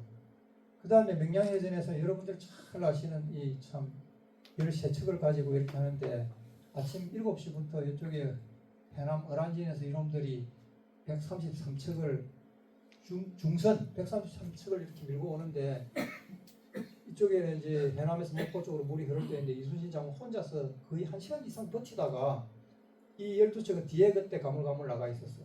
이렇게 있는데 한 1시간 이상 버티니까 얘놈들이 막 2겹, 3겹 쏘아가지고 이순신 장군 대장선을 막 점령하려고 기어오르고 이러는데 이순신이 안미 초요기를 올려가지고 안미하고 그 미조항 첨사 김흥함을 불러가지고 너희들이 빨리 들어가서 싸우지 않으면 목을 베겠다고 완전 군령에 의해서 다스리겠다고 이렇게 이야기하니까 안희가 뛰어 들어갔거든요. 안희가 먼저 적진으로 들어가니까 외놈들이 또 새까맣게 기어 올라오는데 그때 이제 비장의 무기가 우리 조선 수군들한테 있었는 게 그게 보통 그 능장이라고 하는데 몽둥이입니다. 한 1m 30 정도 되는 몽둥이 끝에다가 쇠줄을 이렇게 달고 거기다가 비녀처럼 뾰족한 못을 한 3가락 정도 달아가지고 마치 도리깨로 타작하듯이 그냥 올라오는 그들을 잡는 게 그게 능장이거든요. 그렇게 그 능장을 가지고 이제 물리치고 막 있으니까 나중에 이게 힘이 다 빠져가지고 또 기어 올라오는 놈들을 그 몽도를 싣고 다니다 그것 가지고 내리쳐가지고 겨우 막고 있는 사이에 그 이제 보고 그때 물이 딱 바뀝니다. 물이 딱 정조기가 와가지고 목포에서 이제 서서히 해남 쪽으로 흐르기 시작하는데 김흥함이 달려와가지고 합세를 하고 이러니까 뒤에 나가 있던 10척도 다시 합세를 해가 조금 한 30분 있으니까 물이 이쪽으로 제법 세게 흐르거든요. 그때 총 반격을 펼치는데 이 뒤에는 노약자들 그 우리나라 완전히 그 이 명량 일대에 있던 전투력은 없고 노약자들이 이 작은 배들을 그 고기잡이 배 같은 데 타가지고 북이나 징이나 장구나 깽가리를 치면서 어마어마했던 인물겸을 사연들이 있는 자리입니다.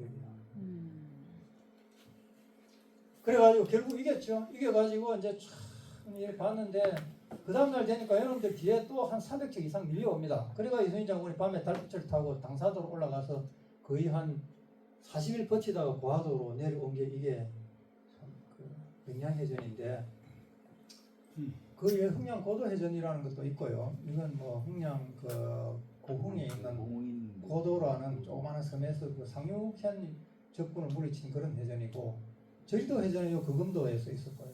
이거는 난중일기에는 안 나오는데 선조 수정실록에 보면 한 50척을 격파했다고 나옵니다.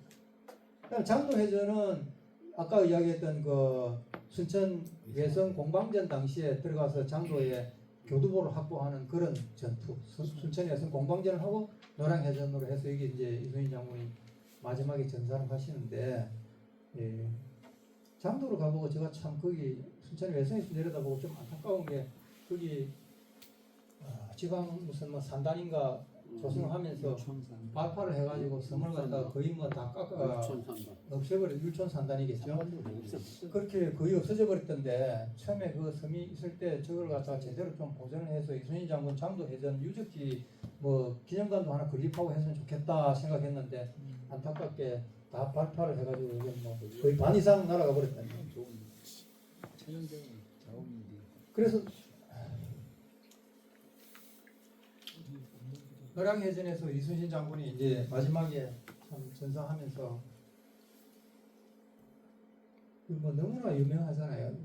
내가 죽었다는 이야기를 하지 마라. 지금 전쟁이 한창 급하다.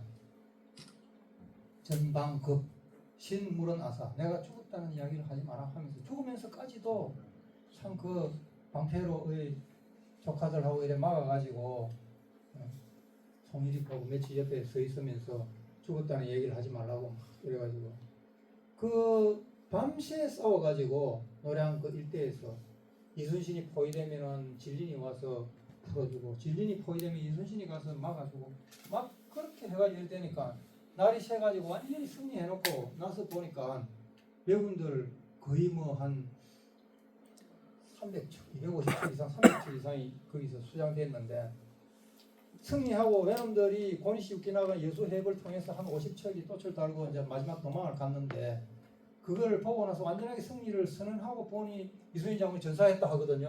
그러니까 진린이 그냥 틀썩 주저앉았답니다. 나이도 많은 사람이 갑자기 놀라면 허벅지 힘이 툭 빠져버렸어요. 틀썩 주저앉아가지고 통제공 하면서 막 울면서 진린이 이순신의 그 참 공로는 찢어진 하늘을 바늘로 깨면 그런 공로고 그 다음에 그릿하게 있는 해를 맑게 물로 씻어낸 그런 공로다. 5천 욕일지공이라고 합니다. 5천 하늘을 기울 뻗자고 욕일 해를 목욕시킵니다. 그 위대한 성웅이 명나라 장수까지도 그렇게 얘기를 했었거든요. 근데 제가 이제 참 다니면서 이 해전 현장을 저는 우리나라에서 가장 많이 답사한 사람입니다. 오늘까지 약 20년 동안 350회 정도 답사했습니다. 부산에서부터 저 선유도까지 남해안 일대 포구나 섬은 낚싯배까지 타고도 어디든 다 가봤습니다. 잘 데가 없으면은 저 거금도 같은 데 가면은 밤중에 못 나오면은 그때는 다리가 없었기 때문에 송광암에 가서 스님들 깨워가지고 밤 10시에 하룻밤 재워달라 해가지고 배낭 짊어지고 다니면서 그렇게 답사를 했고요. 뭐 생일도 뭐 그 다음에 뭐 학서암 그런 데 가서도 하룻밤 재워달라고 해봤고 그렇게 해가지고 답사를 하다 보니 이런 걸 제가 이제 발견을 쭉 했는데 통영 가면 아까 창량 여기가 판대목이고 통영 사람들은 아직까지 그 판대를 폰대라 그럽니다. 아직 아래아 발음이 남아있어요. 파리를 폴이라 그러고요. 팥을 포치라고 그럽니다. 포순군데 폰난다 그럽니다. 그 사람들. 그 다음에 초량목은 부산시 중구 중앙동 원초량. 지금 현재 초량동이 아니고 그 영도다리 건너가는 영도다리 밑에가 초량이더라. 이걸 밝혀냈고 백야곳은 가양면 안포리에서 아까 건너가는 이쪽은 뭐 이쪽에 그 우리 박종길 선생이나 이런 분들 더 나보다 잘 아시는 것이고 선생원 또 마찬가지고 묘도는 원래 유도라고 한 사람들이 많았는데 이게 묘자하고 유자가 비슷하죠. 이걸 초서로 쓰면 아주 비슷합니다. 유도라는 섬은 원래 없는 섬인데 누가 잘못해가지고 유도라고 했고 실제 묘도입니다. 지금 이순신 대교가 이쪽으로 건너가고 있죠. 그 다음에 고리량은 마산하포구 구봉리와 저도 사이에 있는 이순신 장군이 이야기했던 걸 제가 최초로 발견해냈고 그 다음에 갯내, 온내 이 갯내량은요 가면은 갯내량에 있는 조개 잡는 할머니들은 이걸 갯내량이라고 안 합니다. 갯내라고 합니다. 갯마을에 냇물이 흘러간다고 갯내 갯내 하다가 이 식자들이 갯내를 그냥 한문으로 갯내라고 이렇게 써가지고 이렇게 됐고요. 칠천량은 이 옷 칠자인데 칠천이 옷 내잖아요. 온내 해놓고 적어놓고 보니까 이걸 또 다시 한문으로 옮기다 보니까 온천이 되는 거예요. 온내. 그리고 온천량이라고 할 때도 있습니다. 이순신 장군. 칠천량, 온천량. 칠천도 온천도 그렇게 이야기하고. 묘당도는 고금도에 가보면 지금 사람들이 묘당도 있는 흔적을 찾아낼 수 있는 사람이 거의 없어요. 제가 가보니까 그 앞에 딱 그 축대를 쌓아가지고 매립을 한 흔적이 있고 갈대들이 쫙 자라는 걸 봤더니 그 안에 들어가는데 그 충무사 넘어가기 전에 거기 매립해 원래는 고금도 그 묘당도가 별도로 자그마한 섬이 하나 있었어요. 섬이 묘당도라고. 그래서 매립으로 지금은 붙어버렸더라는 걸 이야기하고. 그 다음에 이진일에 이제 갔을 때는 여기 백의정군 해가지고 이순신 장군이 그 굴에 넘어와가지고 손인필이나 이런 사람들 도움 받아가지고 저쪽에 뭐 옥가로 올라갔다가 내려와서 순천에서 무기 수습하고 그 다음에 순천에서 벌교를 지나가서 보성으로 지나가면서 그걸 곡식을 군량을 확보를 하고 이렇게 지내가다가 회령포에서 장흥 회령포에서 남은 배 12척 인수하고 이진으로 넘어갔는데 이때 이순신 장군이 토사강난을 만나가지고 거의 죽을 지경이었습니다. 고문을 받아가지고 몸은 쇠할 대로 쇠 있었는데 그 얼마나 스트레스로 뒤로 12시간 간격으로 외놈들은 남원성을 함락시키고 지금 따라오고 있는 상황이고 그래가 계속 나가면서 병력도 없는데 아직 배 12척도 인수 못하고 이렇게 가고 있던 상황인데 이진성 아래 창사에서 잤다 이러길래 창사가 어디 있나 내가 아무리 가서 찾아봐도 창사라는 지명이 없는데 이 토사강난을 만나가지고 성 위로 끌어올라갈 힘이 없어가지고 바닷가에 있는 해창 창고에서 거기서 그냥 자리 펴고 주무신 거예요. 회령포구는 가보니까 앞에 회령 앞바다가 굉장히 넓은데 왜 이렇게 회령포구 지세가 좁다고 했을까 봤더니 그 안으로 강처럼 이렇게 쭉 들어와가지고 뒤로 해서 회령포구로 올라가게 이렇게 돼 있더만요. 그러니까 그 들어오는 그 입구가 좁다는 뜻이었습니다.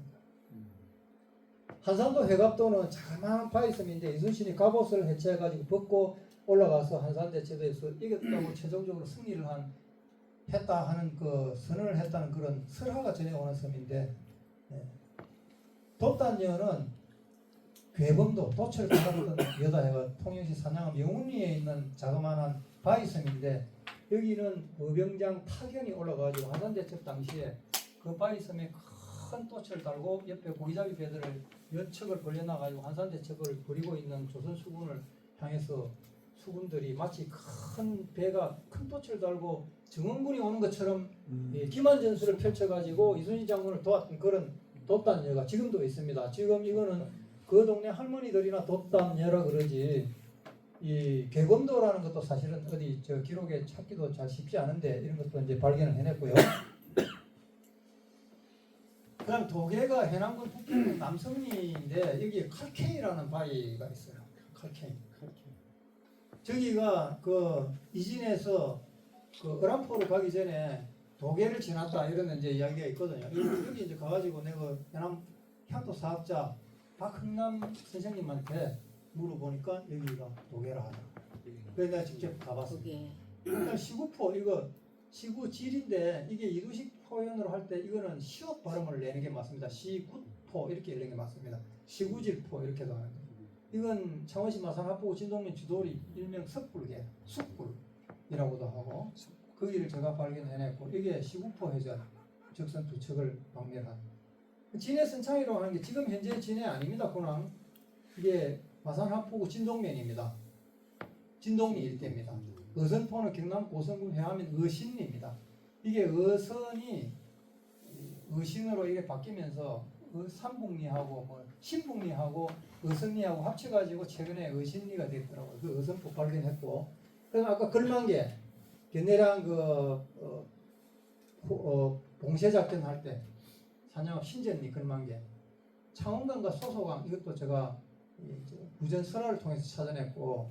어람포 해전 당시 어람포 해전이 거기가 이제 해남군 송지면 어란리인데 현장에 가서 거기 박흥남 씨나 이런 분들한테 제가 인터뷰를 해보니까 자기네들이 구전으로 들은 바로는 어람포에서 해전이 있은 게 아니고 그 앞에 있는 어불도라는 섬 뒤에 누에머리가 있는데 거기에서 있었다 그래요. 누에머리. 근데 제가 선조실록을 자세히 읽어봤더니 거기는 어란도 해전이라고 표현을 합니다. 어람포 해전이라 안 그러고 어란도 해전. 그럼 어란도가 어디냐? 그 앞에 어불도죠. 어불도. 예. 그 다음에 그 어람포 해전에서 추격을 해가 해남 갈두까지 쫓아냈다고 하는데 그거는 뭐 한글로 그대로 하면 칡머리가 되고 장도라는 지명은 여러 곳에 나옵니다. 춘천 외성 앞에도 있고 해남군 송지면 내장리 여기도 매립을 해가지고 옛날에 장도라는 노루들이 많이 살았는가는 몰라도 이 장도가 있었는데 거기도 장도가 있어요. 백화진으로 건너가기 직전에 이순신 장군이 여기 잠시 머물렀거든요. 그럼 정도는 이게 시구정자인데 이게 콩나물 시루도 정이라 그러고 떡 시루도 시루떡 시루도 정이라고 하는데 이 정도가 마산합포 부산면 신리에 있는 시리섬이나 경상도 사투리로 이 사람들은 시루를 시리라 그러거든요. 밀가루를 밀가리라 그러고 그렇기 때문에 이게 시구섬이 안 그러고 이 사람들 지금도 시리섬이라고 합니다. 그런데 이거 실자들이 이거 식자들이 한문으로 신리도로 고쳐놨어요. 신리도 지금은 신리도가 되어버렸습니다. 이순신 장군이 정도라고 했던 거예요. 지금도 민간들은 전부 시리섬이라 그럽니다. 현장에 가면은 그러니까 남포라는 섬은 정말 이것도 웃기는데 이순신 장군은 하포해전을 치르고 나서 그날 저녁에 승려 총로하여 밤을 타고 노를 재촉하여 지 창원지 남포 전향하여 창원 앞바다에 이르러서 결진 경야라 진을 치고 밤을 새웠다 이렇게 딱 나오는데 이걸 이 동네 이장이 20년 전에 대구가 알라로 많이 오는 곳이라 해가 알라자로 고쳐가 난포로 바꿔버렸어요 지금 이름을.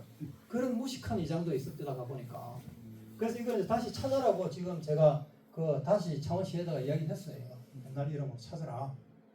방계는 이게 율포 구 옛날 율포인데 여기서 율포 회전이 있었던 곳이거든요. 지금 거제도가 방계가 아직도 있습니다. 개미바다는 아까 강의도 일대에 제가 발견한 거예요. 개미목 참 재밌는 데입니다. 이게 한산진이 있었던 의향마을인데 이 의자가 개미 의자죠. 본래 충자에다가 어려울 의자 쓰면은 한산대첩 끝나고 나서 폐잔병들이 도망가려고 하는데 어떤 신선복을 입은 수염을 기른 할아버지가 탁 함이 나타났는데 이쪽으로 가면 안쪽으로 들어가면 길이 있습니까? 물으니까 개미목 쪽으로 그쪽으로 가면 빠져나가는 길이 있다 해요. 그만 믿고 빠져나가다 보니 그 안에 꽉 막혀버렸거든요. 그 추격해온 조선수군한테 거기가 몰살 당했답니다. 개미목이. 개미 떼처럼 죽었다 해가 개미목이라고 하기도 하고 그 목이 형상이 개미처럼 생기기도 했어요. 그리고 이번에 제가 부산 이순신학교 거기 하고 같이 가서 78세 넘는 분을 한 분 인터뷰를 해봤더니 자기가 국민학교 다닐 때 거기 개미목에서 얼밭에서 해골을 갖다 수백 개를 캐냈다고 그렇게 지난주에 내가 증언을 듣고 왔거든요. 구전 채록이 그게 굉장히 소중한 자료입니다. 이 기록도 중요하지만 그런 게 있고 그다음 무르포는 이 한산도 무르포인데 현장에 가서 물어보면 다 무르포라고 그럽니다. 외놈들이 신선복을 입고 있는 노인한테 물어봤다고 무르포라고 해요. 그래가지고 이것도 식자들이 한자로 써가지고 무르포로 바꿔버렸어요 지금. 그 다음에 원균이 전사한 데가 통영시 강도면 황리인데 원균 묘까지 가르쳐준 지금 돌아가신 데 살아계신 한 100살 넘은 할아버지인데 그 자리까지 정확하게 내가 사진까지 찍어놨는데 원균 그 원시들 집안에는 뭐 그런 이야기하면 별로 관심도 없고 그 다음에 또 뭐 주위에서 자꾸 그런 것들 주지 말라고 또 이야기하는 사람도 있고 해서 그래서 더 이상 제가 그 이상은 살펴보지 않았습니다. 거제도에 가면은 지금 그 삼성정 순수 앞에 가면 유자도라는 이순신 장군이 파도가 많이 칠 때는 이쪽으로 들어가면 잔잔하거든요. 여기 갔는데 지금 가서 보니까 이 유자가 귤로 바뀌어버렸어요. 귤도로 되죠. 이름이. 그런데 이게 귤도를 한국 고전 뭐 저 번역원인가 거기서 이게 다리 교자하고 비슷하게 생겨 놓으니까 이 교도라고 거의 잘못해가지고 올려놨더라고요. 인터넷 상에다가 그것도 국가 그 기록원에서 그래서 제가 바로 잡아줬습니다. 귤도라고. 이제 유자도 세월이 지나면 귤로 바뀌는 모양입니다. 그래서 이게 이두식 표기도 여기 글만개 있고 이 망한개라고 한산도 한산면에 가면 있고 여기는 뭐 여수 잘 아시잖아요. 곰내, 고음천 이렇게 이제 표시를 하고 그 다음에 시구포, 석굴개, 그다음 아잠개라는 이런 게 이제 전부 이순신 장군은 나중에 일기에도 뭐 하옵건을 이거는 전부 이두식으로 뒤에다가 달아놓습니다. 뭐 하였으니 하옵건을 뭐 이런 거는 다 이두식으로 표기합니다.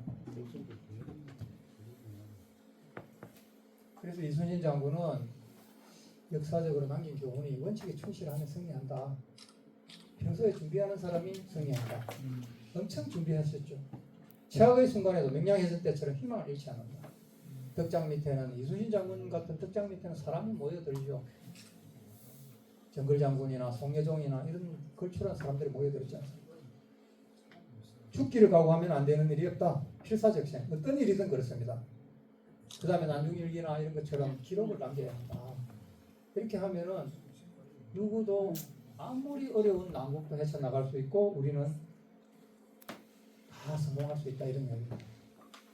그래서 여기까지 하고 제가 참 이 전라자수의 고장 여수까지 초청해 주셔가지고 한정된 시간에 그것도 뭐 짧다면 짧고 길다면 긴 시간 동안에 여러분들과 전문가 지리 전략가 측면에서 이순신 장군을 한번 논해봤습니다. 혹시라도 뭐 질문이 혹시 계신 분 있으면 한두 막 받고 마치겠습니다.